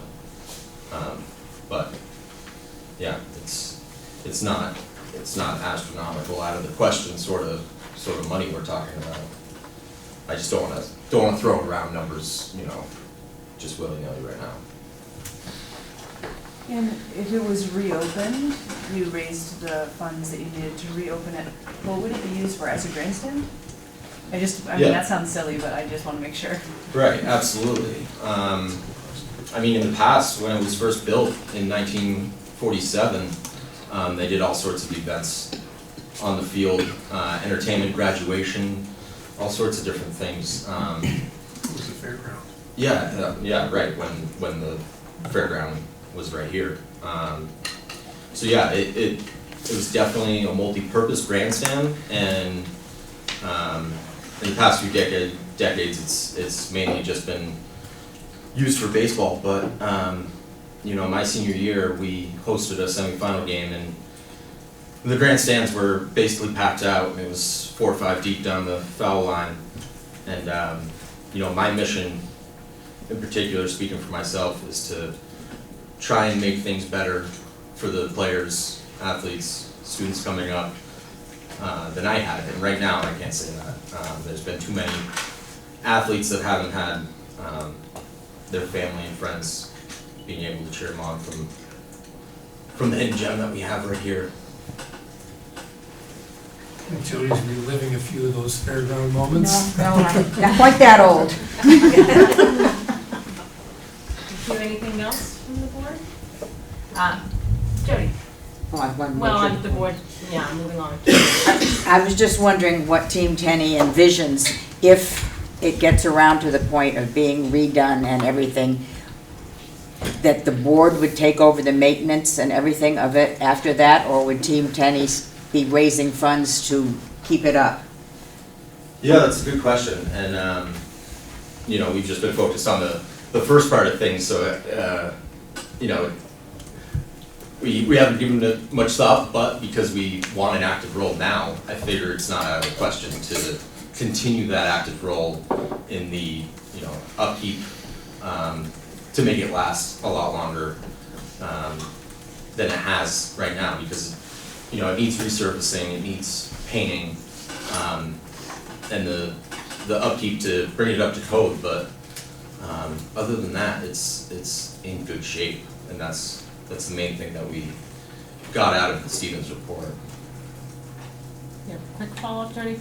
Yeah, I mean, this report, have you shared it with the board? Yeah, we worked alongside the board. Is it possible to share it with the current? Sure, I You could mean, maybe, if you do you have an electronic copy of it, I could forward it to the full board, that might be helpful. sure, yeah, not a problem. Thank you. It was April 8th, Oh. was the date of it. The former finance committee has. So has- never mind, we Yeah. can, Sean can get that to us.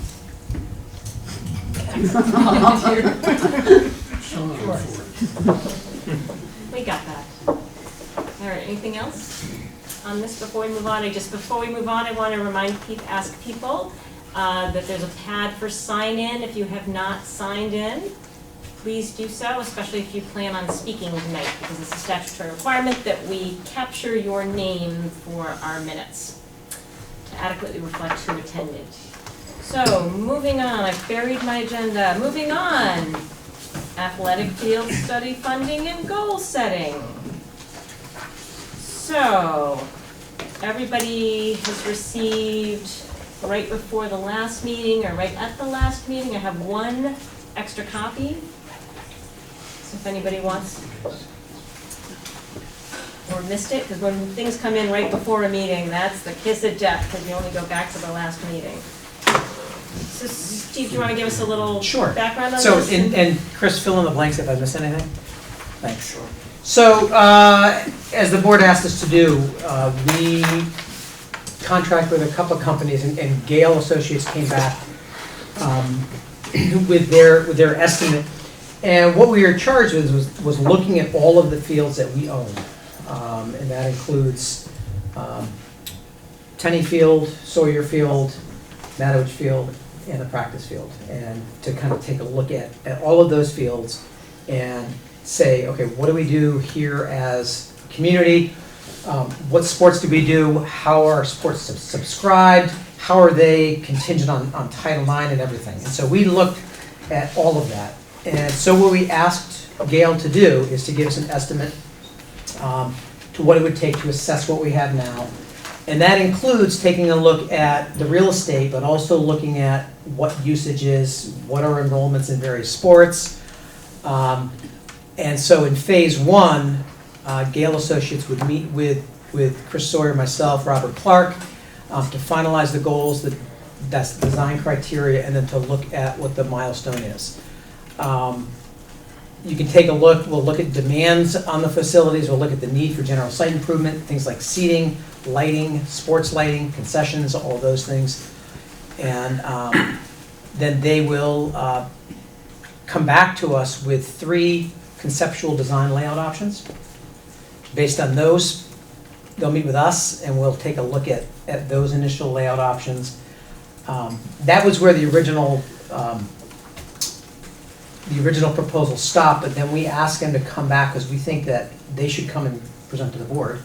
And so we added in that a board meeting for them to present their findings to the board.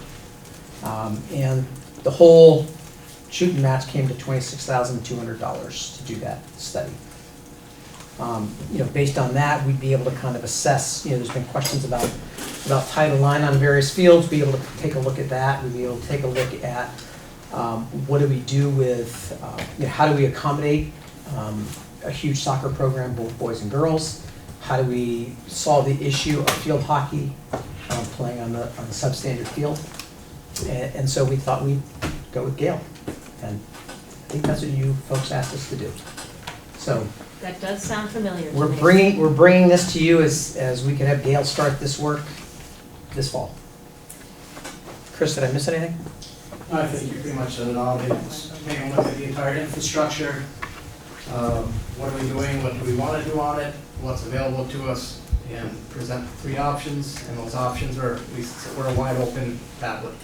Just come in, take a look, make suggestions.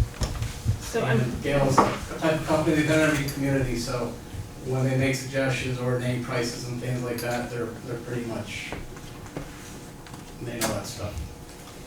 So that's how. So I guess that's almost my question is, how did you choose Gale? This is kind of considered to be the industry standard in the area for doing this kind of work. They are the most common company in the area. I think we looked at 2 other companies. Yeah, we spoke to a firm out of, a bunch of Massachusetts companies. Some are pretty busy.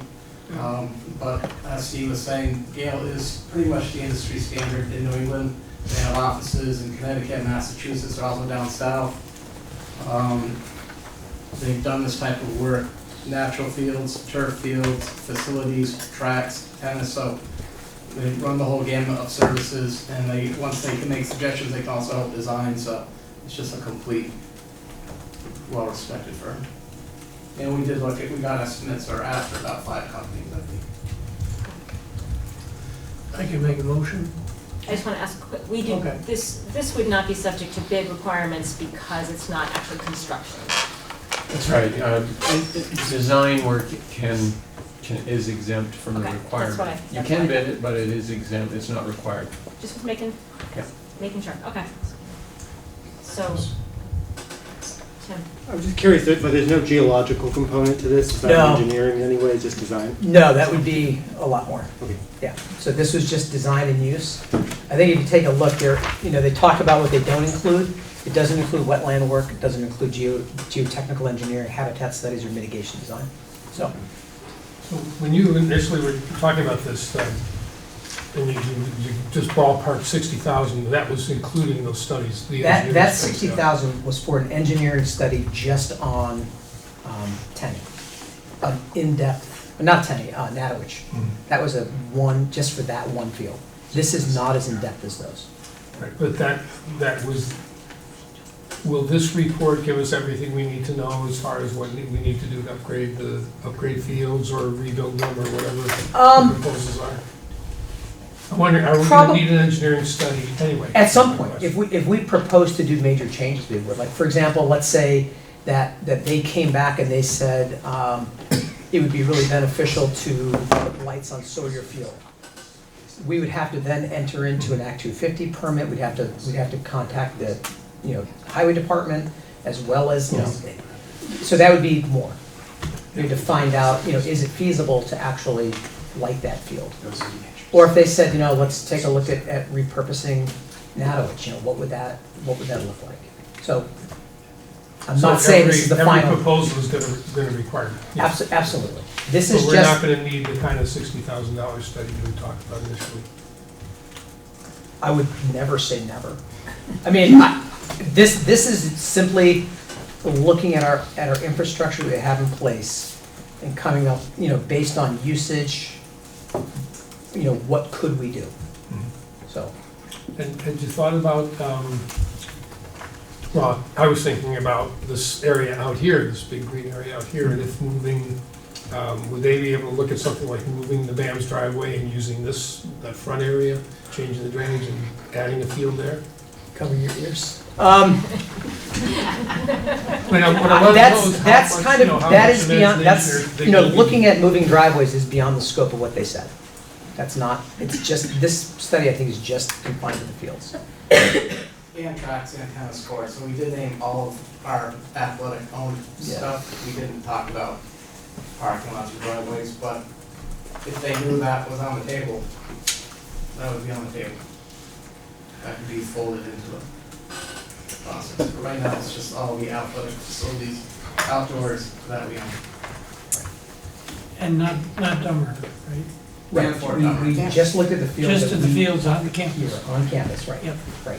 And not Fort Dummer? Right. Yeah, including Fort Dummer. Even though that's now. Oh, is Dummer in this now? Yes. Oh, so you have Dummer in it now? Okay, good.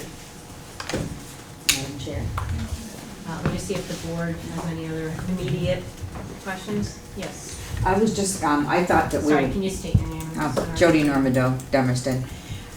I was under the impression that you were gonna come with more than one presenter. And it's always important in my mind that you have one or two, more than one, to compare what you're looking at. And I don't know whether there's another one that you feel comfortable with or not, that you could get a proposal. I mean, it's not really a bid, it's an estimate, but you just got this one and you don't have any comparison. Because we were charged to get one. Oh, I thought you were charged to get more. No, we were charged to come with an estimate Oh, for an. okay, for then a- I for a apologize for study. that. I thought it was more. Right. You'd also be spending another $26,000 to have that done, right? Right. What? Well, you'd have that. Just saying, a comparison. Just, firms. You're just Not asking. two studies, we don't want two studies done, but just. Oh, okay. And I think that was my question of how many, who did you reach out to, why is this the proposal? So I feel comfortable that you guys have done your due diligence in this case with identifying, we don't have to go through a bid process. So I think, I like to budget shop too, but, I think that. I wasn't there's a budget limit shopping, it was just For comparison. comparable. Yeah, but I think if this is an industry standard and they feel comfortable and they have a good body of work behind them, I think that makes me quite comfortable. So were you gonna say something earlier, Sean? Well, I was gonna make a motion. That's what I thought, yeah, that's your cue. I'd like to make a motion that the WSESD board authorize the administration of BUHS to proceed with the $26,200 study forthwith. Do I have a second on the motion that the WSESD board approves? Did you put an amount on that? I couldn't quite hear. Yeah, 26,200. Since it's an estimate, should we say not to exceed? Isn't that the right number, Steve? That's the number they gave, yeah. Since it's an estimate, should we say something like not to exceed $28,000 in case there's something, so you don't have to come back to us? Good idea. Would that be a good, better motion in your mind? Yeah, absolutely. So if I restated your motion that the WSASD approves BUHS not to exceed $28,000 with Gale and Associates to proceed with the study. As the motion, is there a second on? And I would say as outlined in the estimate. As outlined in the estimate.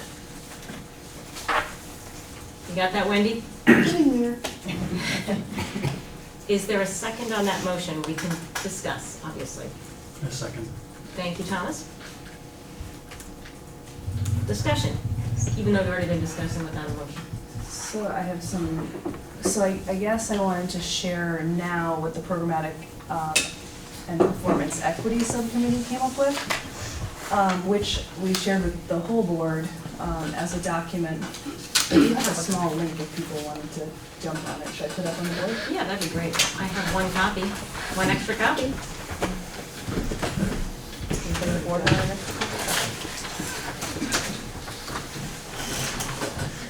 Anybody want an extra copy?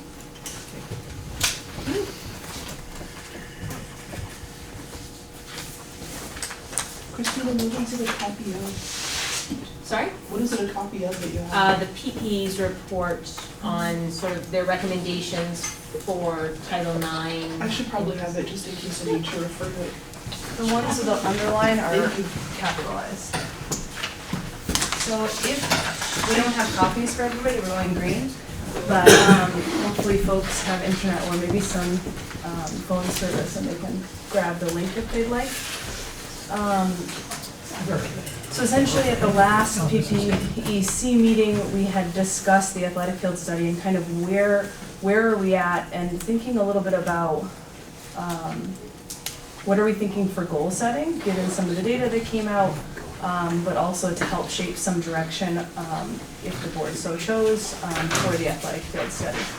So what we did was we did an overview of Title IX and what that meant for gender in athletics, because last time we were tasked to look at a lot of different things, but one thing that was under our kind of research was gender. So we just kind of gave some background on what the statutes say and then proposed questions to assess equity, specifically around this. And this was all taken from the Office of Civil Rights website. So I guess I won't go through all the questions because most folks hopefully can access it.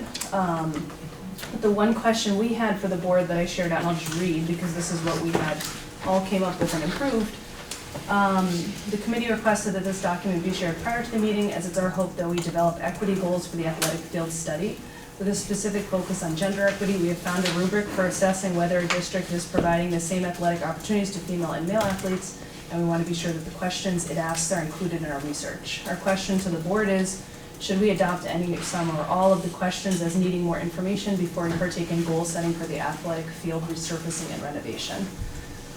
So the question is like, we just started to look at a little bit of some of the things that might influence our goal setting. Obviously, we already have some goals around, which we mentioned before, around kind of regulation size fields and having enough fields for everybody to play a game on, practice on, and whatnot. But are there other goals that we have? Because I think if we were going to, or my opinion, but I think the opinion of the committee was, if we're going to have, be handing off something to folks to do a study on, it would be good to know what our goals for that study are. I know that in the beginning of looking, do you have the Gale thing? Oh yeah. The Gale. I know that it's included, it says here, this was not talk of the board, this is just me personally saying, it says, what's the second page? Oh, it might be on flat. Anyways, somewhere in there, oh, here's the first page. So it said, start at meeting with BUHS to finalize the project goals, design criteria, and project milestones. So I guess I just wonder if that was phase one for these people being engaged, are we at that point? Not that I want to delay anything, if the whole board is like, we're at that point.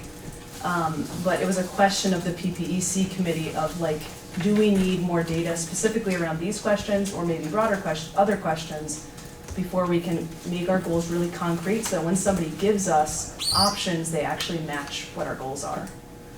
So I leave it, I mean, I guess for a discussion of the board, since everybody has the questions in front of them too.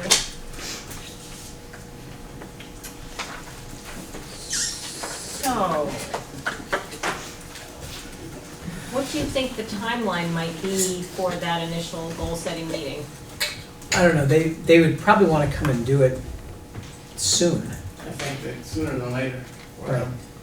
You know, I think one of the challenges is that everything's under snow right now. Yeah. So if it remains under snow, it's gonna be harder for them to do their work, you know, so, you know, I don't know. In terms of incorporating the goals of the committee, I think that would be one of the things that we could communicate with them. You know, here are some concerns about Title IX and equity use with our fields. I think we could ask them to consider that when they're doing their study. You know, because that's one of our design criteria, is that our fields are, you know, have equity for access for all. So I think, I kind of feel that would be kind of part of what we would ask them to do anyways. Can I ask a question then? Sure. So I guess my question would be, that sounds really reasonable, like we're gonna ask them to ensure that it's equitable. But we don't even know what our goals around equity are. So how would we say ensure that it's equitable, or we don't know what is inequitable already? Right. So I guess it's equitable. It would be equitable in terms of how Title IX defines equity. That's the first benchmark. The other benchmark, equitable in terms of how we look at student use, given, for example, the size of a team. Like we know that we have large soccer teams, boys and girls. So equity of use would be making sure that they have access more than they have in the past. Like we know there's an inequity with field hockey right now. Does that make sense? So I think those are things that we would include in our conversation with them. So we would look, essentially all these questions which are on this document are what Title IX defines as equity. So what we would be doing is making sure that we had all the answers to these questions and then. Yeah, and I can't pull that up because you didn't give me access, but that's okay. Does nobody have access? Correct. You need permission. I thought it was really smart to do the bit.ly, but I guess it wasn't. So I don't know how to get. So the short answer is yes. I mean, we would share those questions with Okay. I mean, we are paying them a lot of money. Yeah. And they're gonna collect all the documents that you already have as far as how our field is being used, so they will have access to everything, so that would be part of their questions that they wanna ask as well. So I'm wondering if we can get to a point where we have these questions fleshed out at our next meeting so that it's clear, the board has a clear direction, because I don't think they're coming in the next 2 weeks, probably. I don't know the timeline. I mean, they're not gonna be here tomorrow. Yeah. Would it be possible to do it when it's government was done?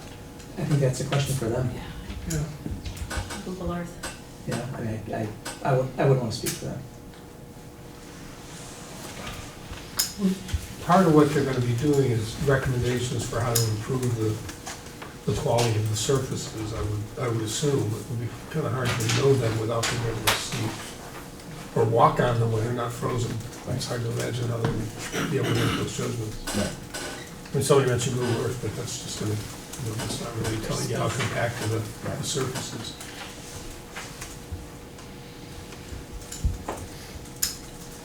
So back to this question about making sure that we have our equity goals taken care of, that is sort of an area of prime importance for the board. Could we be working on that simultaneously while we're moving forward with scheduling this so that we can bring something really concrete that the board has agreed upon by a majority vote to say these are really important questions that we need to have answered and move forward with those? Does that seem reasonable, PPE committee? I'm not sure exactly what you're asking, that we should kind of make this list, or generate this list and send it to everybody and. Well, that we actually, the next meeting, have a full discussion of it and work it out as to the questions that we need to get answered. A lot of these things require quite a bit of research, and so it's hard to imagine how, well, we're not gonna be able to get the answers, but we can certainly get the questions. Right. Okay. Well, put it on our agenda, if the chair agrees. So would it be, you wanted us to put it on our agenda? I thought you meant the other, this board. Well, I would put it on the next meeting, but is there anything that needs to kind of be done with this from the PPE committee standpoint? Are you passing it, is it a good time to pass it off to the board? I guess we were passing off this list to the board.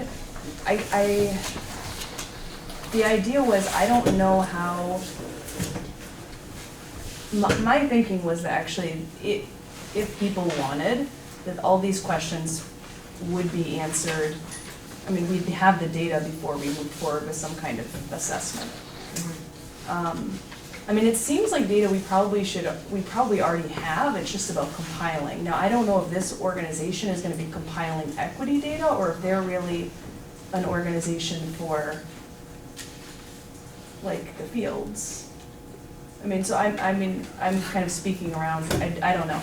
I would have thought the process in my head would have went, get all the data, figure out your goals, hire somebody, move it forward. But that doesn't mean it's the only way, it's just that's how my brain would have worked through it. So I don't think we have anything more as a PPEC committee, because we already got all the questions that we want answered, unless you wanted us in some way to work with folks to start answering these in some way that wouldn't be a part of the study, I guess, because what I'm hearing from Steve, because you're representing the administration, is that the Gale Associates would actually be doing all this work on Title IX. So I don't know if that's accurate. I think we could give them your questions, and they could, you know, I can't imagine that a company with this depth of work wouldn't be able to look and say, you know, this field needs X, Y, Z, and so does this field, you know, in order to be compliant. I think that's kind of the thing they'll look at. Like, they'll look at proximity of restrooms. They'll look at things like seating capacities. You know, they'll look at, you know, how, you know, are there changing facilities? How far are they away? I think those are the things they'll look at. Again, I can't speak for them, but that's kind of my impression is what they would do. Yes. I guess if they're gonna compile all this data, I mean, some of the data is like compare the percentages of females and male athletes proportional to the percentage of students at the school. They're gonna do all those things. They're not gonna do that. I mean, because that's stuff that we have, though. We've been working on stuff like this for the last month, and Okay. that first component, we've done that already. The third component, we've probably done 4 of the 11 components that you would see in high schools. We've emailed surveys to all the coaches in the building. They're reporting back their impressions of our facilities and our equipment. We're waiting to compile that. So we've been working since for the last month on, I don't have that document, but we've had Title IX documents that we've been working on. So we're plugging away slowly. It's taking a little, like you said, it's just compiling stuff that we have. I mean, there are a lot of things, but So it is what we're working on, and we could certainly report that out to you once that's done, or we can start giving you what we have as we go. We can. I think it would be great to, like, as we go along, just start answering the questions, and then it'll start informing the goals. And we feel like, okay, we're checking off all these things. That seems to make sense to me, and then it won't seem like such a big lift from Gail. And I wouldn't be so nervous that we're, you know, maybe Gail's gonna overlook some of these things, and then we're gonna have to come back to it, and I don't know what, I'm the only one talking though, so I'm gonna have to be quiet for a little bit. These questions, if you're working from Title I rubric or Title IX rubrics, they're the same questions.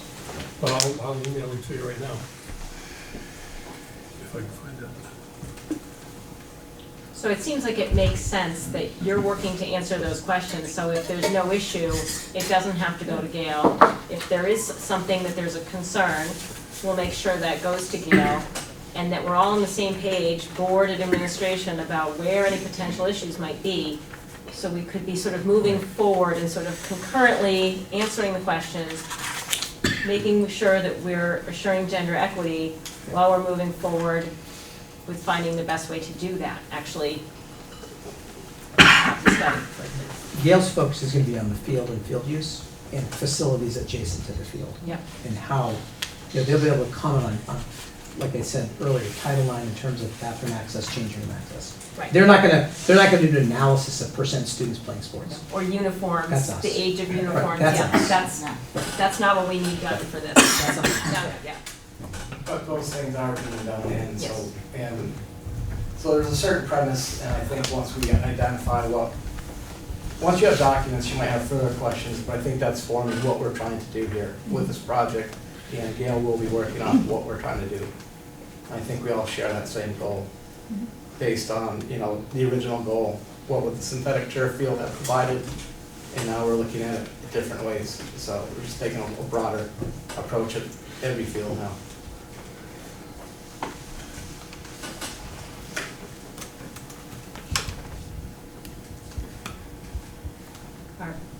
Is there further discussion on the motion on the table? I didn't really consider the timeline, so there is no timeline in terms, I know what the date of the proposal is, but there's not really a timeline when it should be implemented. And all of a sudden, I'm wondering what Steve brought up about the feasibility of doing it this season, in this time of year. And I think that's a question that we can ask Gail. Okay. And, so one of two things is gonna happen. They're gonna say, yes, we can do it, and we'll go ahead and do it. Or they're gonna say, no, we've gotta wait until spring when the snow's gone, and then we'll say, can you hold that price for us because you can't do it. Okay. And so if they can't do it, we'll obviously wait and ask them to, can you keep that same price? Because I'm sure there's a limitation on when this price expires. So that clarifies that for me, Okay. Madam Chair. Is there any further discussion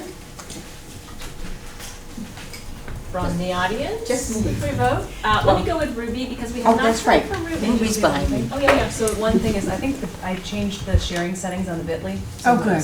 Report back.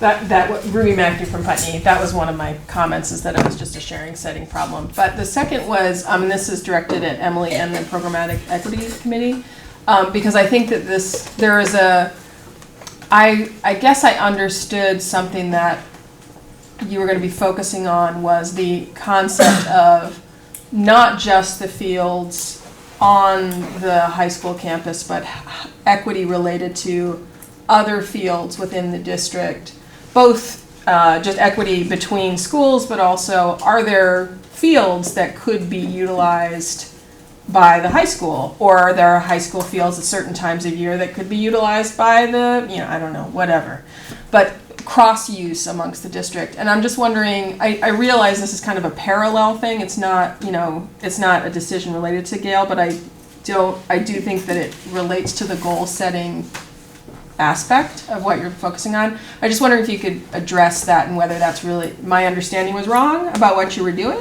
or if that's still kind of something that's happening. I don't know that I have a good answer, but maybe somebody else on the PPDC committee might. I'll take a shot. I guess when we had heard from different constituents that may be of interest, we had put it on our agenda to think about okay, what would the goal setting look like? And then we realized, okay, well, there's probably a broader goal setting that'll happen with the entire board, which seems to maybe be going in a direction if that's not the case anymore. We'll be doing maybe some goal setting if there are some things that come back around gender, but otherwise it seems like the scope would be in this document, is my understanding. So maybe other people, it's not the case, I read it wrong, but I guess I thought maybe there would be a little broader goal setting before we engaged. And that would have been included, but at this moment, it doesn't seem like that's the case. Is that a fair interpretation? We had talked about that. Well, I think because we spoke to BUHS about the fields here, so they went forward with that. This came up at a subsequent meeting, well, what about the other fields? And so that's sort of an add-on. I think that's my recollection of the historic process that's gone on here. So we have not taken in, and that would probably be a much more expensive study, I would suspect, if you looked at all the field space accessible to us. Is there some way we can consider that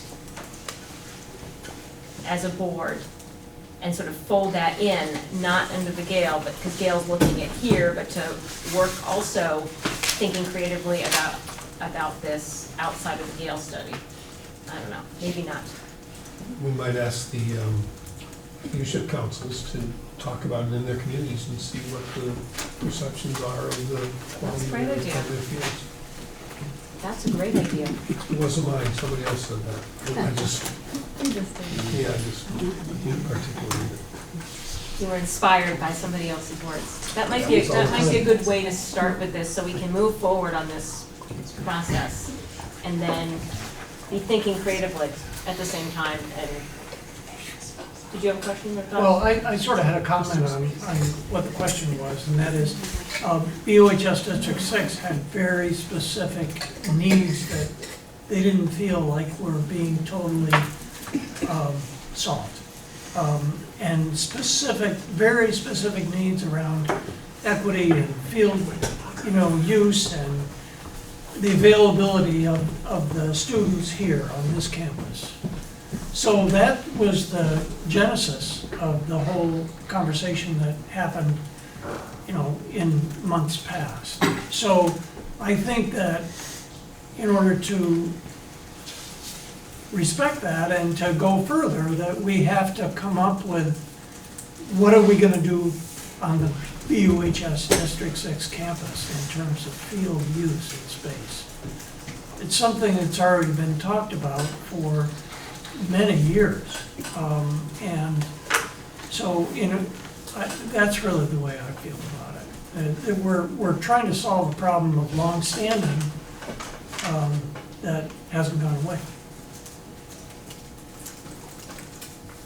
Well, I will voice my opinion that I like the idea, though, of going to leadership councils and considering what general access is and having that be a board, the next layer on this, and thinking about what we can do as a unified district to create more athletic opportunities straight through for all of our students. So, which doesn't negate moving forward in this direction, but just parallel paths. Jody, and then Thomas. I was just going to question with Steve here about the snow on the field, and my concern really would be like where the soccer teams play now. If it's under snow, how are they really going to know about the baseball outfield and all that other stuff, you know? Don't know. That's a question for them. Particularly on that field where the soccer, I'm a soccer grandma. Yep. And that's a question we would ask them.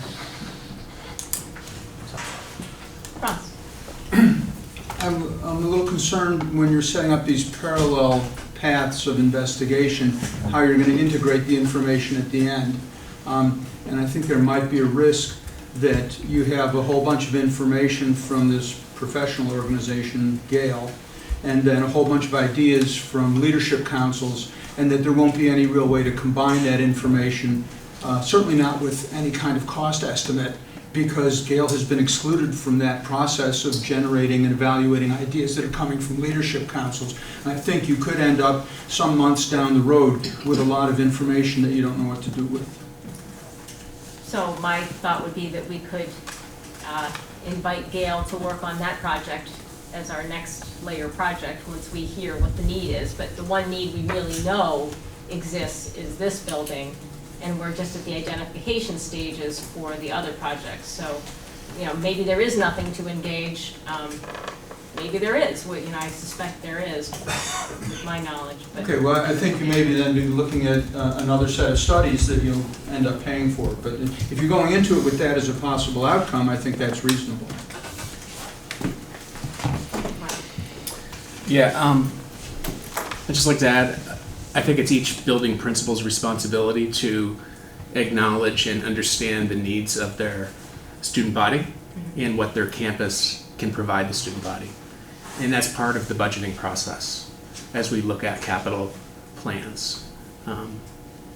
So I think that's our roles as schools to do that. Secondly, BUHS campus has always been accessible to elementary students, either in the building or using the fields. Simply, it's just a phone call. So I think we do share our facilities pretty well. oh, that's great. Great to hear. There may be different concerns as the schools operating middle schools where you have girls, you know, girl and boy teams. So I think since principals are on leadership councils, it should be sort of an idea, you know, is there some way we can think about this? Obviously, budgeting a full-size soccer field for Green Street School would be an interesting process, so. We don't need a full-size soccer field, that's the point. Yeah, yeah. But if that was determined, for, you know, that, you know, there's obviously limitations and all this, but how we could think creatively and share the resources we have and make sure that that's happening, because this board does not know that. We're not the Brattleboro Town School Board, so that's great. Right, Great. but through the budgeting process, you should get information from each school Yeah. about their needs and how we're accommodating our communities. I don't need a soccer field. Can I stay high school?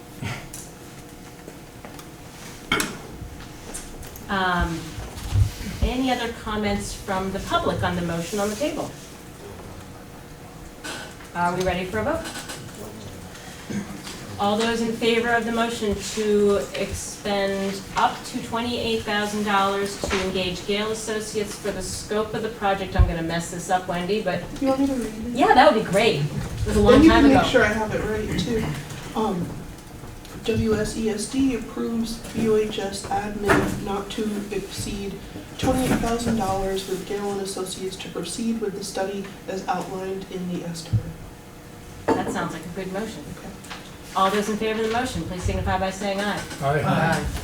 Nays? Nay. Abstentions? The ayes appear to have it, the ayes do have it, the motion carries. Communications posting.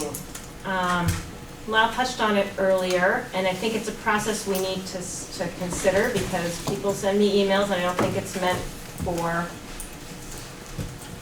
the world to consume, so I generally try to assure that. And some things are meant for the board to consume, but if they identify student or something along those lines, but Lyle did look into the ability to post communications on the website and have our board do it.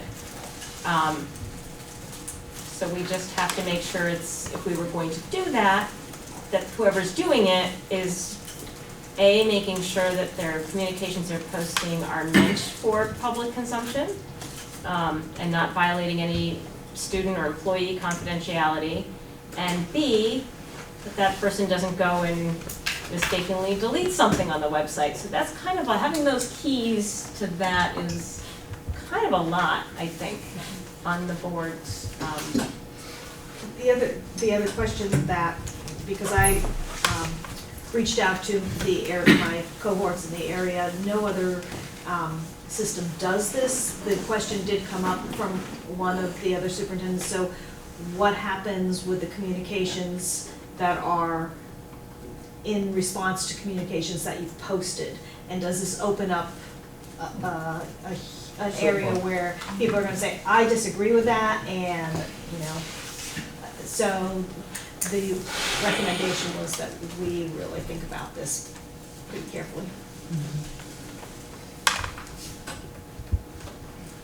There are other venues for communication, like letters to the reformer, there are all kinds of ways for people to make their voices heard.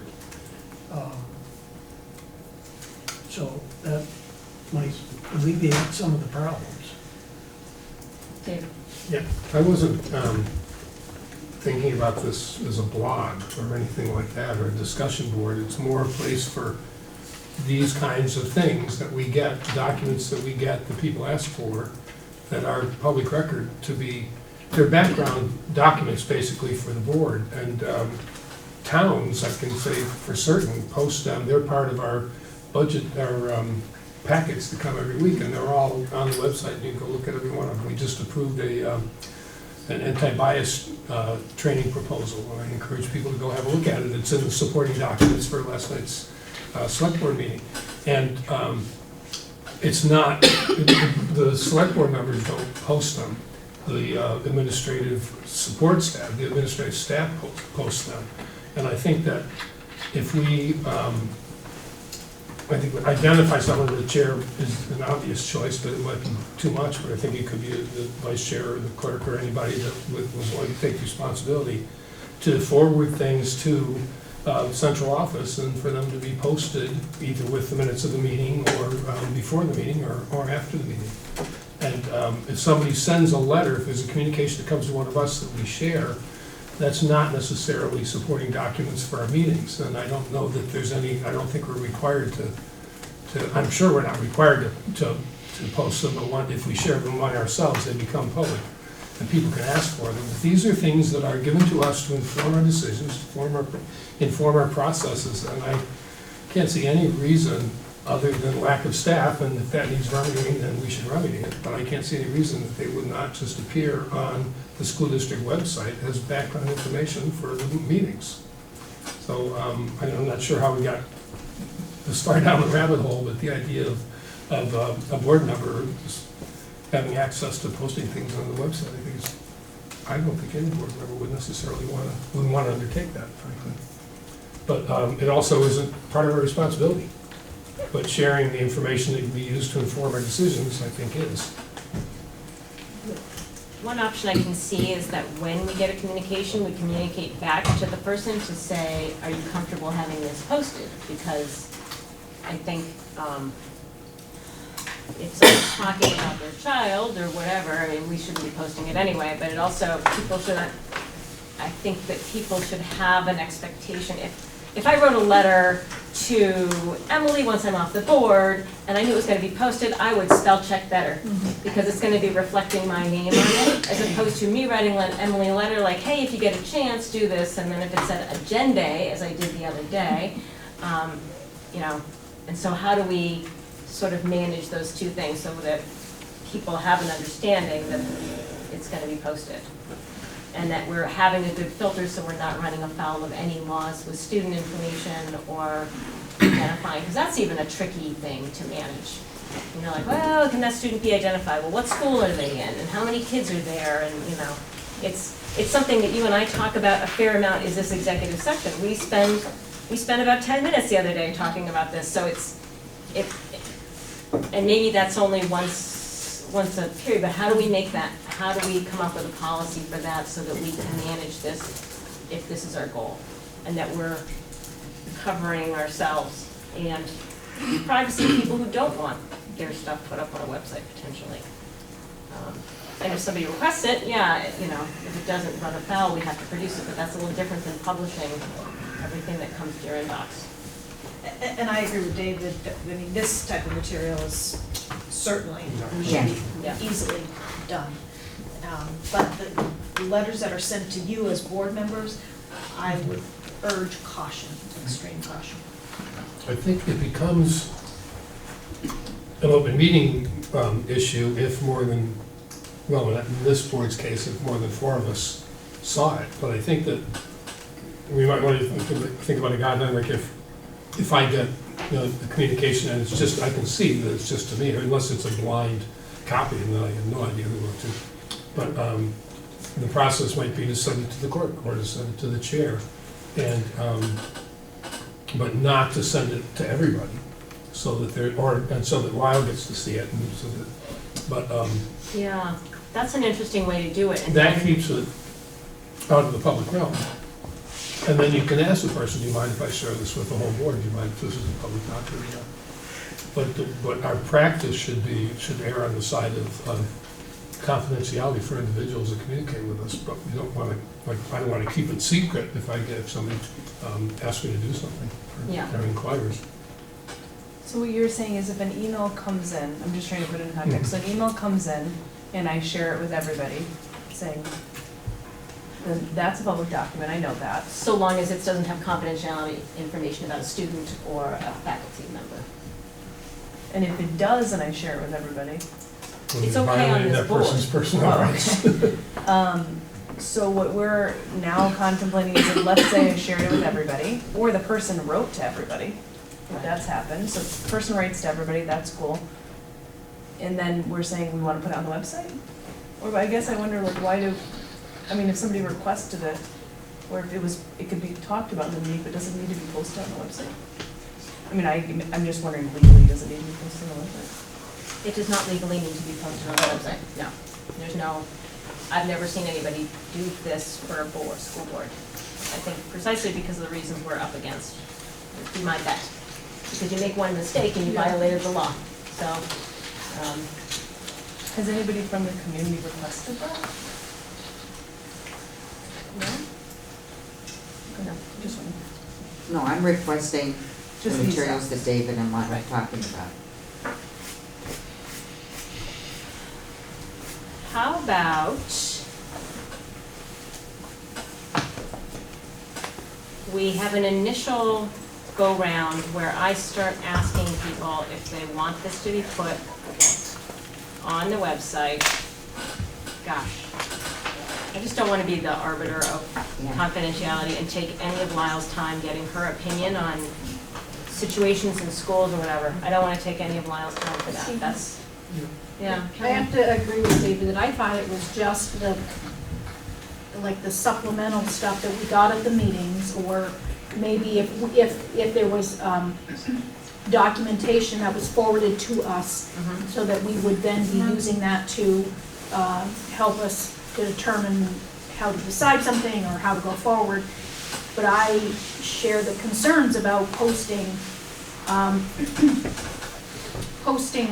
email communication, not because I would want anyone in the public not to be aware of it. And I think you do a good job by presenting to the board and to the community what communications you got, and there's an opportunity to discuss it. But I'm concerned about the management of that, and something is posted and then someone responds to you about that, and how do you, and I'm concerned about if something does not get posted because it slipped through the cracks, then is that, is there a concern about that? And, are there going to be, issues with that? So I share the concern about posting the emails, not because I think that they should be hidden, but I think presenting them at a board meeting also gives an opportunity to discuss it, and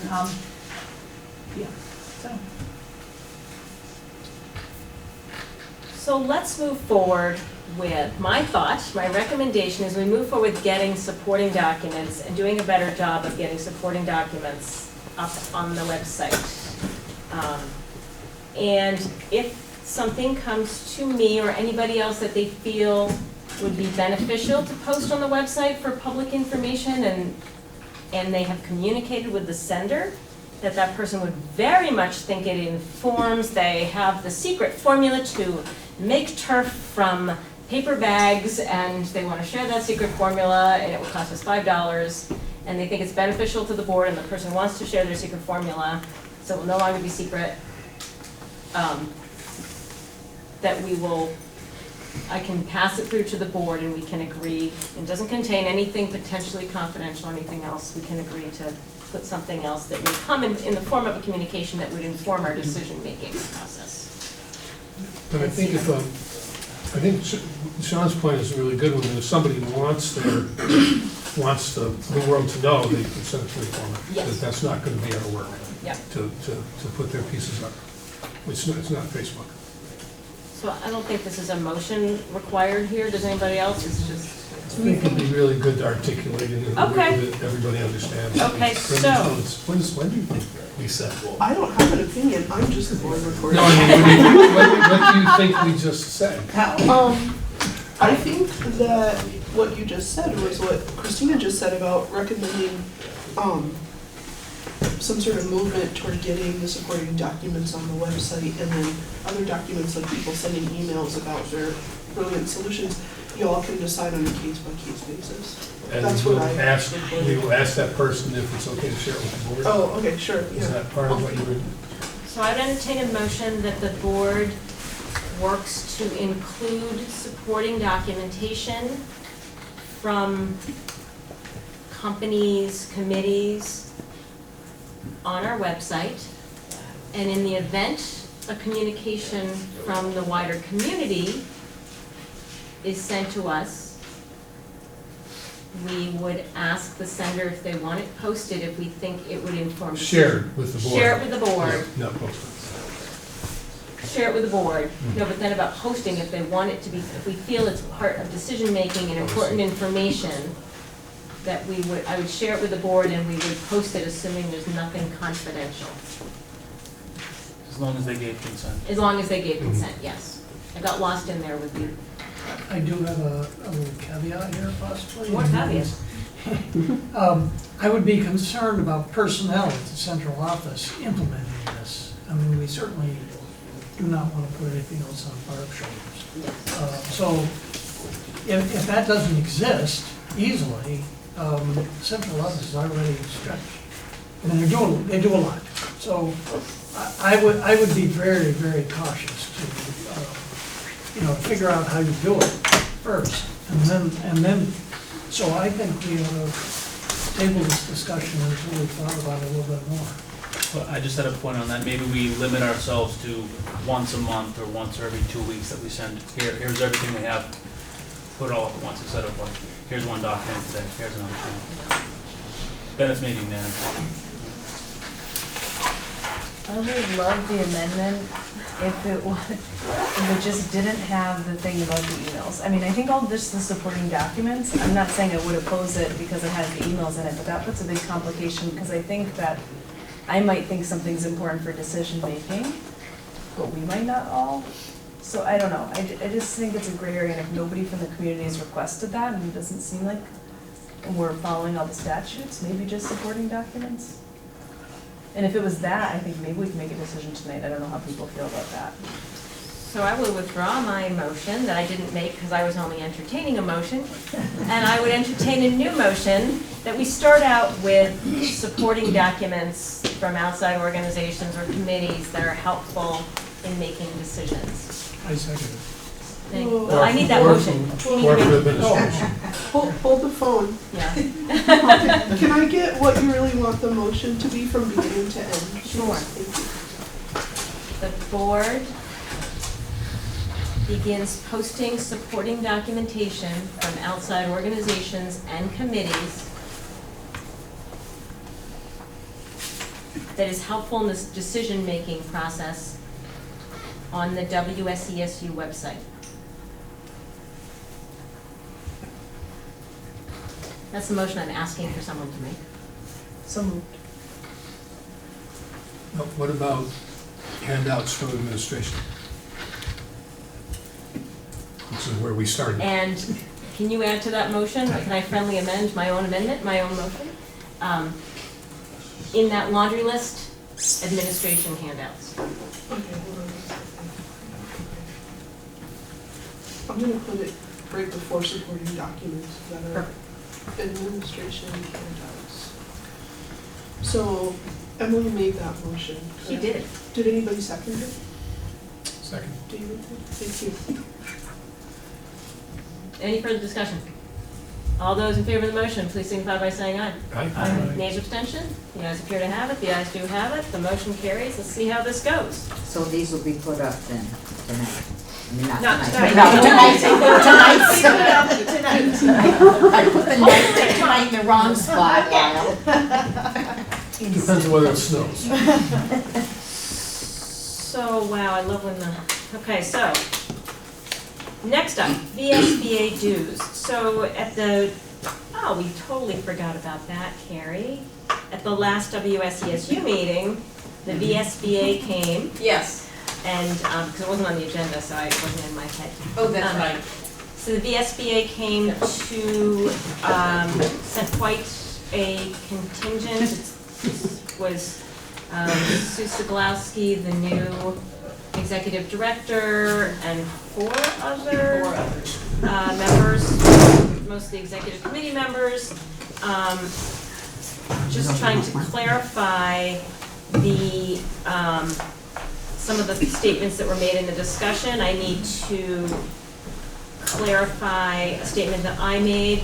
We don't take an oath to uphold the organization, but we do have to agree to it as part of our orientation. So oath was not the correct term. However, it does say that you have a duty of care for the organization and you cannot work against it. And I remember very clearly because I said I'm planning to testify against a VSBA position.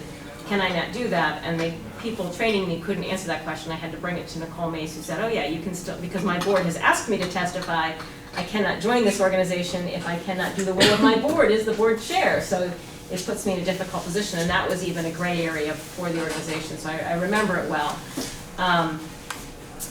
They also asked that I clarify that there are 3 currently open seats that they're working to fill. So I was not sure on the number. And there were a few other clarifications. Do you remember? Trying to think if I've got the letter. I know. Oh, I have the letter. Oh, Carrie did. Do you want to skim the letter? You could just give me some of the high points. Let's see. That really is just. It's a lot. It talks a lot about the research they do to arrive at policy decisions, how the dues are established. It discusses the oath of duty. that so far 2 SUs and SDs have chosen not to pay their dues out of 55. Discusses about how they did, what they have lobbied for and haven't lobbied for. And that they are still remaining a dues organization while they are doing some fee for services. Thank you very much, Carrie. Yeah, and then the vacant seats. So, Anne has pulled up the letter, which they also highlight all their programs, the comprehensive model policy manual that we use, the monthly webinar, School Board U Online, new board member orientation, our little spiral bound thing that I have somewhere, the essential work of school boards, training opportunities for board chairs and superintendents, workshops, the annual conference, something that I've started to use quite a bit are being able to call in and get in-person consultation, and the from the boardroom little thing that you all should be getting in the mail. Christina, I've got it electronically, I think. I could send it to Barb if you want it posted. Not tonight, Jody. Oh, come on, Carrie. I mean, That's a good idea, sure. Yeah. no reason why we don't follow the same procedure. Right. Wearing so many hats in one seat. Thank you, Carrie, you're good. Madam Chairman, So, how much of that do you have to pay for that you were just listing off, or is all? so some of the things you cannot pay for the in-person consultation. You cannot pay for the in-person consultation. That is not an opportunity that you have, so we would have to do that through, we'd have to pay an attorney for that. And then most everything else, I think, I don't have that sheet up with me from the minutes, and it's not published on the website, I only have it in the minutes. Most everything else is accessible at a much higher rate, so you can attend a lot of that stuff. I mean, I've been present with a lot of things that really angered me about them during the Act 46 process. And the things that they called us when we were working on our alternative solutions, alternative governance thing. I mean, they were uncalled for, the things that they said at the legislature, et cetera. And I guess I would say that they need some comeuppance, and maybe not paying the dues, at least for a year, might straighten them out a little bit. I don't know. Well, I'm actually just bringing this back to the board. I think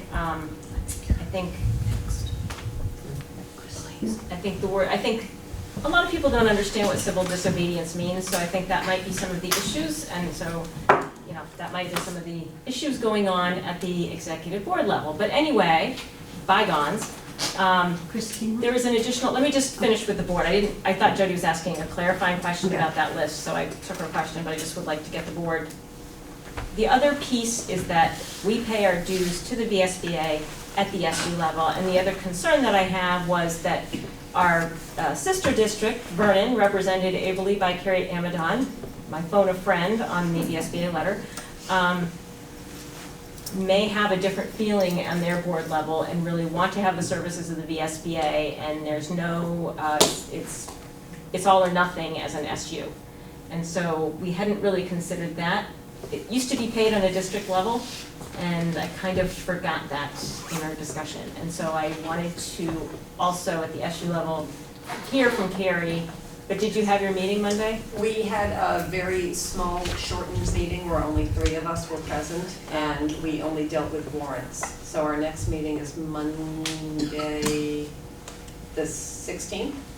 So we'll have it on our agenda then. So if you want to wait a little longer.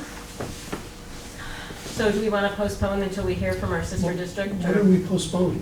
Well, because we already voted not to pay them as a district. And as part of the SU, that's our vote there. So I'm curious, what would you suggesting that we might want to pay them if Vernon wants to use the services? That we put that into our, we did not have that as part of the discussion before.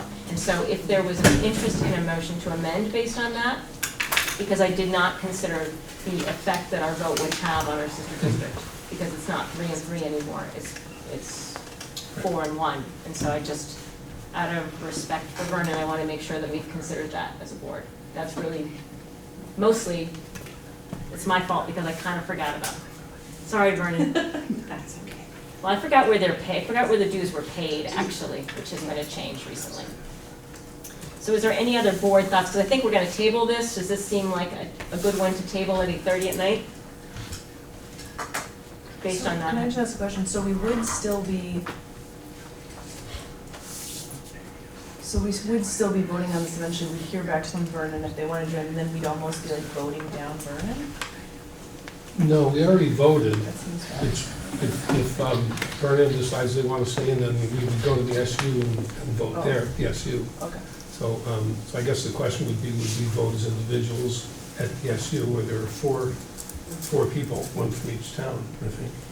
And, or would we be representing the board, I guess would be the other one.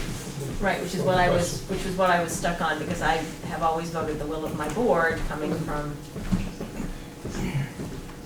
and so how we would discuss that, but without knowing if Vernon has input, Right. it may be a moot point, or a mute point, as my son used to say.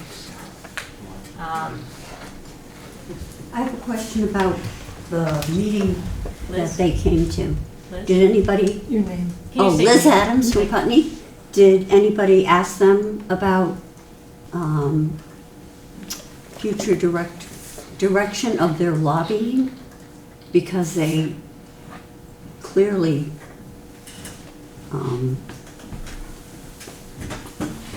lobbied against every AGS proposal in the state. So were any questions asked back and forth about, is this going to continue, that you know, you're supposed to represent everybody, but yet you went and you did this. Is this how you see the future going too? I think that's important. recollect them addressing that terribly much. No, and it was more of we gave them a few minutes to speak. It was not on the agenda. I said we weren't going to take action because it wasn't. But it was I'll give you 10, 15 minutes, make your pitch. Okay. And I think we said if anyone has any other questions, I will get it to them. Question. Okay. Okay, so we will table this agenda item until we've heard from our good friends down south in Vernon. I guess not if you're in Guilford, sorry about that. Southeast. Whew, new business, Steve, and then you can maybe go home. No, I can't. So, traditionally, when we've had student groups travel abroad, for BUHS abroad, it's been required by our insurance company that the board extend student insurance for the period that they're traveling abroad. And we have 2 trips that I'm going to ask for the board to approve that the insurance be extended to them on travel. On April 15th and 24th, 8 BUHS students and 2 teachers, Kurt Johnson and Jenny Force, will be traveling to Costa Rica. There'll be an exchange from Costa Rican students coming here next year. The other trip is April break, April 18th to April 25th. Dan Braden is taking 3 staff members and 17 students to Belize. And so I just need the board to approve student insurance while they're traveling abroad. I would make a motion that we approve insurance extension from April 21st, April 15th to the 24th for the Costa Rica trip, and April 18th to the 25th for the Belize trip. And what about subs during that time? No, we don't need to do that, right? We don't need to do that. That's an excellent motion. Is there a second on that motion? Second. Thank you, Emily. Any discussion on the motion to extend student insurance for the Costa Rica trip in April and the Belize trip in April as well? You ready to vote? All those in favor of the motion, please signify by saying aye. Aye. Nays or abstentions? I abstain because my child is one of those, so I abstain even though I will never vote anyway. So it looks like the ayes have it. Jody? Just a question, are these both Spanish No, BUHS abroad is Spanish. Belize is science. Oh, Belize is science. Tropical ecology. Yep. And Costa Rica? Costa Rica is Spanish. Spanish, but no French or German or anything like that? They'll be next year. Thank you. Yeah. And I'll be back to ask again. Excellent. Moving along, superintendent search discussion, which Carrie spoke to a little bit earlier, but the SU has been working on coming up with that exploratory committee. I think since she touched on it earlier in our SU update. I just have it on there in case it got forgotten, that people are aware if they want to have input, and probably BCTV won't have this up on the big screen in time for people to attend the meeting tomorrow at 3:30, but we just want to make sure that we're getting all kinds of public input. Is BCTV coming? No, dagnabbit, I don't think we thought about Too that. late, Rich? What do we have to? We'd have to have approved it, the Yeah. expenditure. Although our meetings are. I leave that to the chair of the SU. Determine that. Thank you, Carrie. Moving on, item C, meeting microphones. Jody had emailed me 2 links to some karaoke type microphones, which we can use after the meeting. For those of us that want to stay around. For those of us that 10 o'clock isn't late enough. And so I'm happy to go and try and purchase them and try to make them work, especially when we're in particularly bad rooms that are, hard for people to hear. If the board wants to approve an expenditure, that I investigate that and purchase some sort of microphone system. Can you get any to sample first? Because I have a feeling if you take a microphone like that into Green Street and just talk louder through it, it's gonna make it even worse. Really? It's the acoustics and not the volume, and it really has nothing to do with it. I sent you 2 different things. Yes, I said, yeah, you sent me 2 links, yeah. One was more of this, and the others Yeah. were the ones that sat on the table, Yeah. the more expensive ones. I don't know if there's any way we can try them before we buy them. I can read the reviews and see how people are using them perhaps. I mean, it isn't a huge expenditure, either one. I have a question. This would just be for some meetings when it's in a particular bedroom, because in general, like the idea of passing around the microphone, sounds like we'll be here twice as long. Yeah, I think this room is mostly fine as long as it's not jam-packed with people, usually, and, depends on the room. I could hear you very well sitting right here. I don't know whether I could hear Emily sitting in the back. Emily speaks very softly. Yeah, address your comments to the chair. She was smiling at me.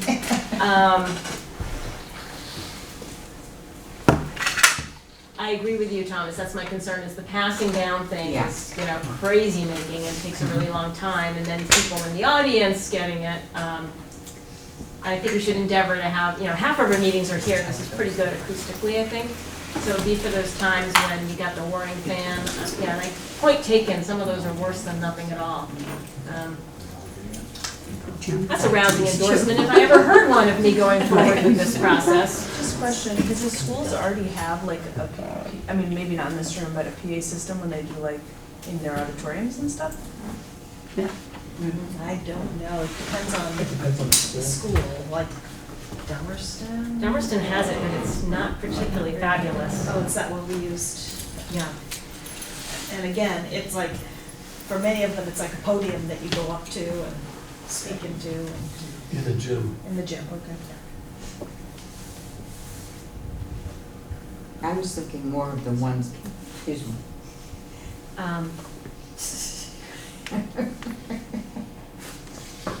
Jody. I was thinking more of the ones that you see at the State Board of Education or other places like that where they have them in front of you, so you can, 2 or 3 people can use them at one time. You don't have to pass them around. They're more, I don't know, you've watched the State Board or, other boards have had them like that. Yeah. Yeah. David, does the select board? We're, the table's mic'd and there's the BCTV, it's a BCTV studio, that's why we always have to meet in that room. Oh. But at town meeting, there are three, well, Rich knows more about it than me, but there are at least three microphones at the table and a couple more in the audience that are remote. But that's through their system.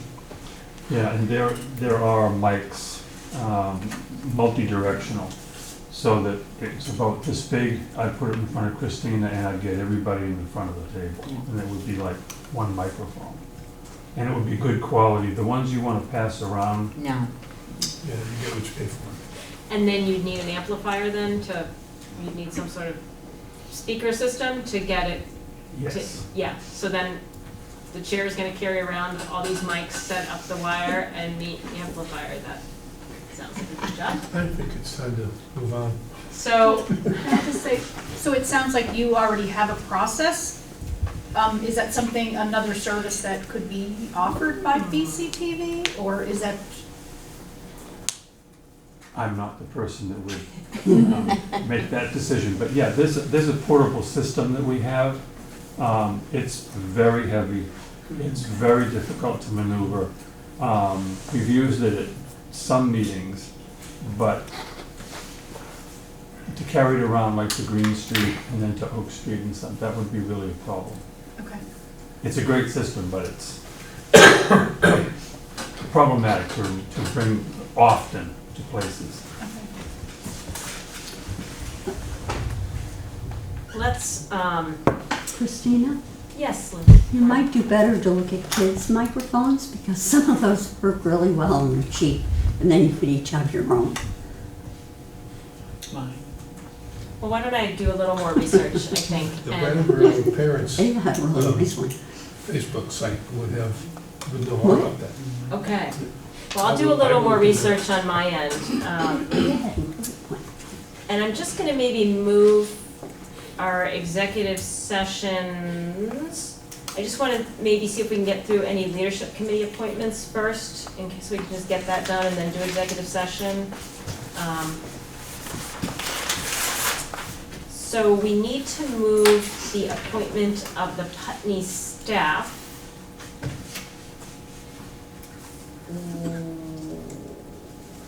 Do we have all those names of the Putney staff that's on the leadership committee? I can take a look and see if I have the email from Jamie. It could change too. Because Is Dawn still there? Dawn London? Stacy Let's Fraser? kind of think of right. Stacy Fraser. Susanna. Sarah Cassidy. Sarah Cassidy.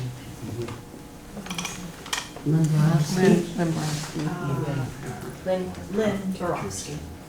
Emily was. Is Jen O'Donnell there? I think she was. No. Jen's not there. No. I think Amy, I think there were a few teachers who wanted to be there, who were not at that first meeting. And it also could change because there was just a lot of discussion about the inconvenience of the time and blah, blah, blah, blah.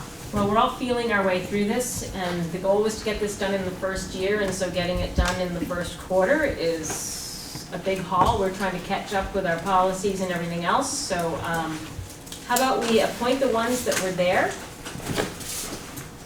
And then if there's additions, we can appoint them next time, but just so we've gone through the formality of appointing. So I entertain a motion to appoint Lynn Borowski, Sarah Cassidy, Stacy Fraser, and Dawn, I'm sorry, I didn't get the last. Linden. As faculty representatives. Any more that you know of? Not in the email that Jamie sent. As faculty representatives on the Putney Leadership Council. So moved. Thank you. Anne, is there a second? Second. Thank you, Tim. How appropriate the representative from Putney did that. All those in favor of the motion to approve the slate of candidates as the Putney representatives, please signify by saying aye. Aye. Nays, abstentions? The ayes appear to have it, the ayes do have it. And the Guilford, do you have a list of Guilford? I do. Guilford Leadership Council preliminarily met on November 22nd. And there were 9 individuals in attendance, which included myself and Lyle and John. And then there were, there were 6 community members, and that included some faculty. from the Guilford Central School.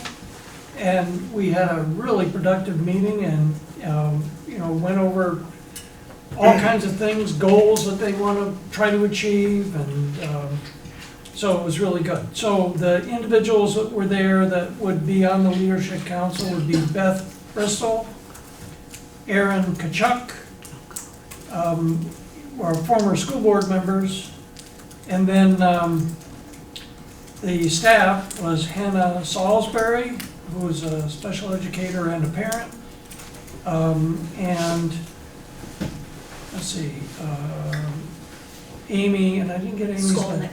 Amy Skolnick, who's the 5th grade teacher with the staff. And then community members were Tasha Tillman, and her 6-month-old child was there. And Alexa. Mashavitas. Thank you. Oh, boy. So were we just approving all those individuals? We're just gonna, we appoint all of them. Great, great. It was a great meeting, and I was so proud of Guilford being so on top of it all. And a lot of enthusiasm, and a lot of experience, so it was. We're lucky to have 2 former board members on there, too. Yeah, so it Great was former great. board members. It was great, and John, helped guide us through whatever, and Lyle was there and had really good input, so I was really impressed. And we met for maybe an hour and a half. And I don't think I went over this particularly, but with on the Leadership Council and Policy Amendment Committee, we've been sort of fleshing out, we reopened the leadership policy and are trying to come up with some guidelines to really help boards understand open meeting law, Robert's rules, and just really some brass tacks on how those things apply, because every board may not have the advantage of having 2 seasoned board members on them that are used to this kind of stuff, but it's good training. I mean, you're required to do it, but it's good training for future board members. It's a good field to sort of get their feet wet in living with Robert's rules and open meeting law. So I would entertain a motion to approve Beth Bristol, Aaron Kachuk, Hannah Salisbury, Amy Skolnick, Tasha Tillman, and Alexis Mashavitas. Ooh, you're good. So moved. Thank you, Kelly. Is there a second on that? A second. Thank you, Thomas. All those in favor of approving the members of the Guilford Leadership Council, please signify by saying aye. Aye. Nays, abstentions? The ayes appear to have it. The ayes do have it. So we have a couple of Dummerston, they're going to meet in the next few weeks. We had letters from Rick Mills, Lance Sneeper, Tammy, whose last name you know and I don't. McNamara? Tammy McNamara. I think those are the parent letters, parent community letters. Hey, what's Lance's last name? I know. Nieper. Nieper? Yep, N-E-E-P-E-A. And do we have any faculty yet, or no? Not that I know of. She's going to ask her leadership council to stay for the first meeting. So how about we just approve the regular community members that are up at this point? But I entertain a motion to, I would move that we approve Rick Mills, Tammy McNamara, and Lance Sneeper to the Dummerston Leadership Council. Is there a second? Second. Thank you, Ann. Who made the motion? I just made it Oh, because it's sorry. Dummerston. I can pronounce all the names. Okay.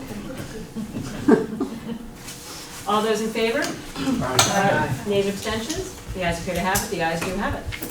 Can I, just, one of the things that came up was the frequency of meetings. And Guilford was thinking about meeting twice a month. And so I made the concern, or I expressed the concern that might be a lot for board members to attend.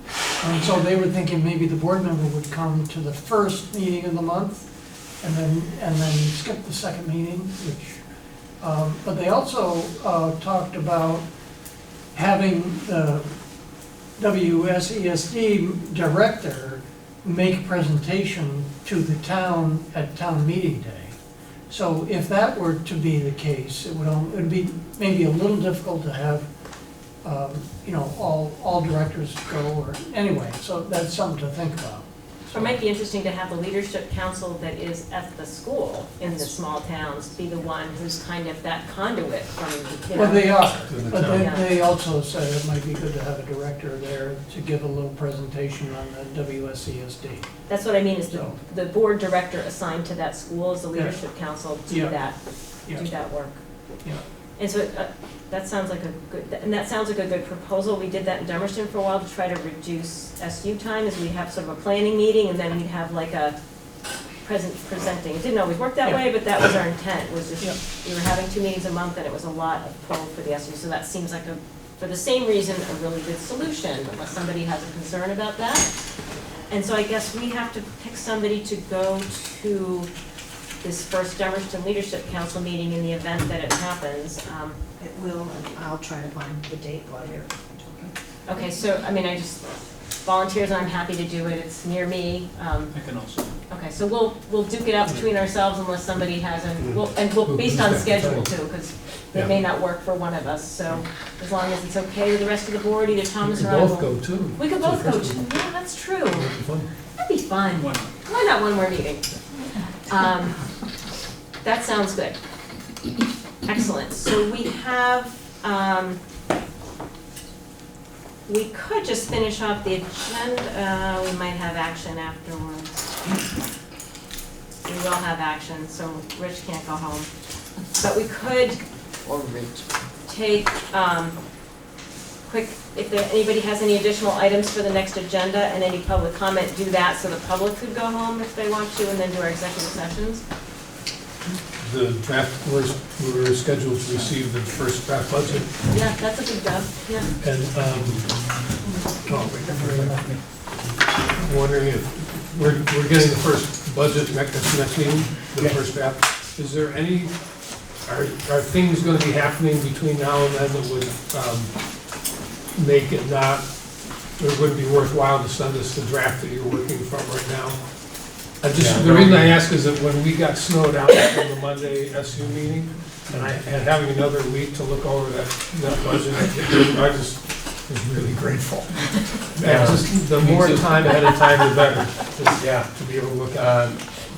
Yeah, I know most of the administrators are working in their, in their schools and preparing, as you heard last week, last meeting, the elementary principals, the issues they're addressing. You heard from the high school, but we haven't integrated that into the system yet. So I most of my focus is on the SU, and we are doing things concurrently, but we don't have a data.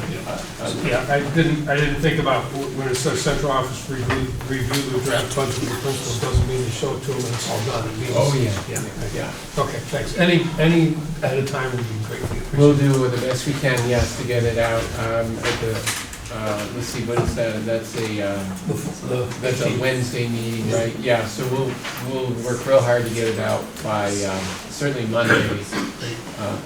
We try earlier if we can. I left off Heidi Gale for Dummerston. Oh, I would entertain a motion to approve Heidi White-Gale to the Dummerston Leadership Council.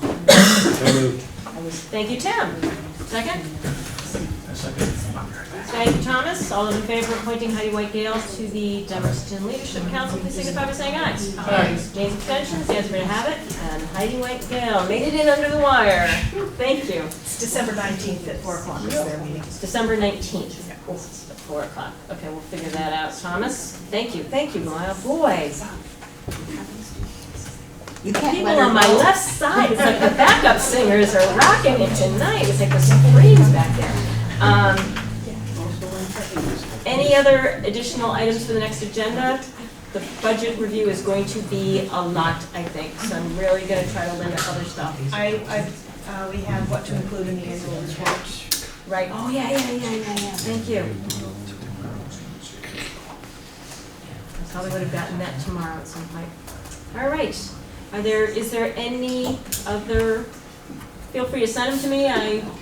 Barb starts asking about this on Friday, and so I usually try to get it to her by Tuesday so she can get on with other things in her life. So if you think of something over the weekend that's a not too big a thing, happy to put it on. Does anybody have any public comment on non-agenda items for the evening?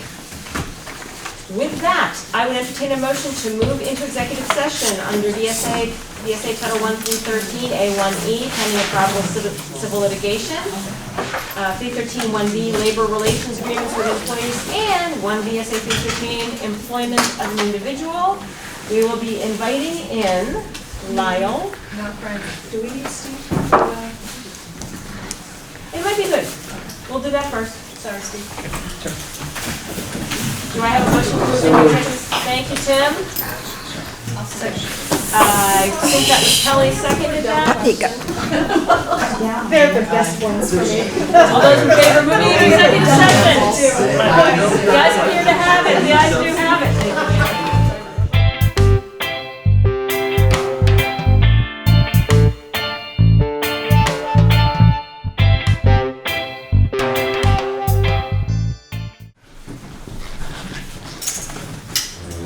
We will rise from executive session at 9:34. All rise. You actually are risen. And I would entertain a motion to accept the recommendation of administration and to rescind the letter of resignation from Leon Laster. Thank you, Ann. Is there a second? Second. Thank you. All those in favor of the motion to accept the recommendation of administration and to rescind the letter of resignation from Leon Laster, please signify by saying aye. Aye. Nays or abstentions? The ayes appear to have it. The ayes do have it. The motion carries. I would entertain a motion to adjourn. Madam Chair, there being no further business before this board, I move that we adjourn. Is there a second? Thank you, Thomas. All those in favor of adjournment at 9:35, please signify by saying aye. Aye. Nays, abstentions? The ayes appear to have it. The ayes do have it. And we are adjourned. Did my pad ever go back?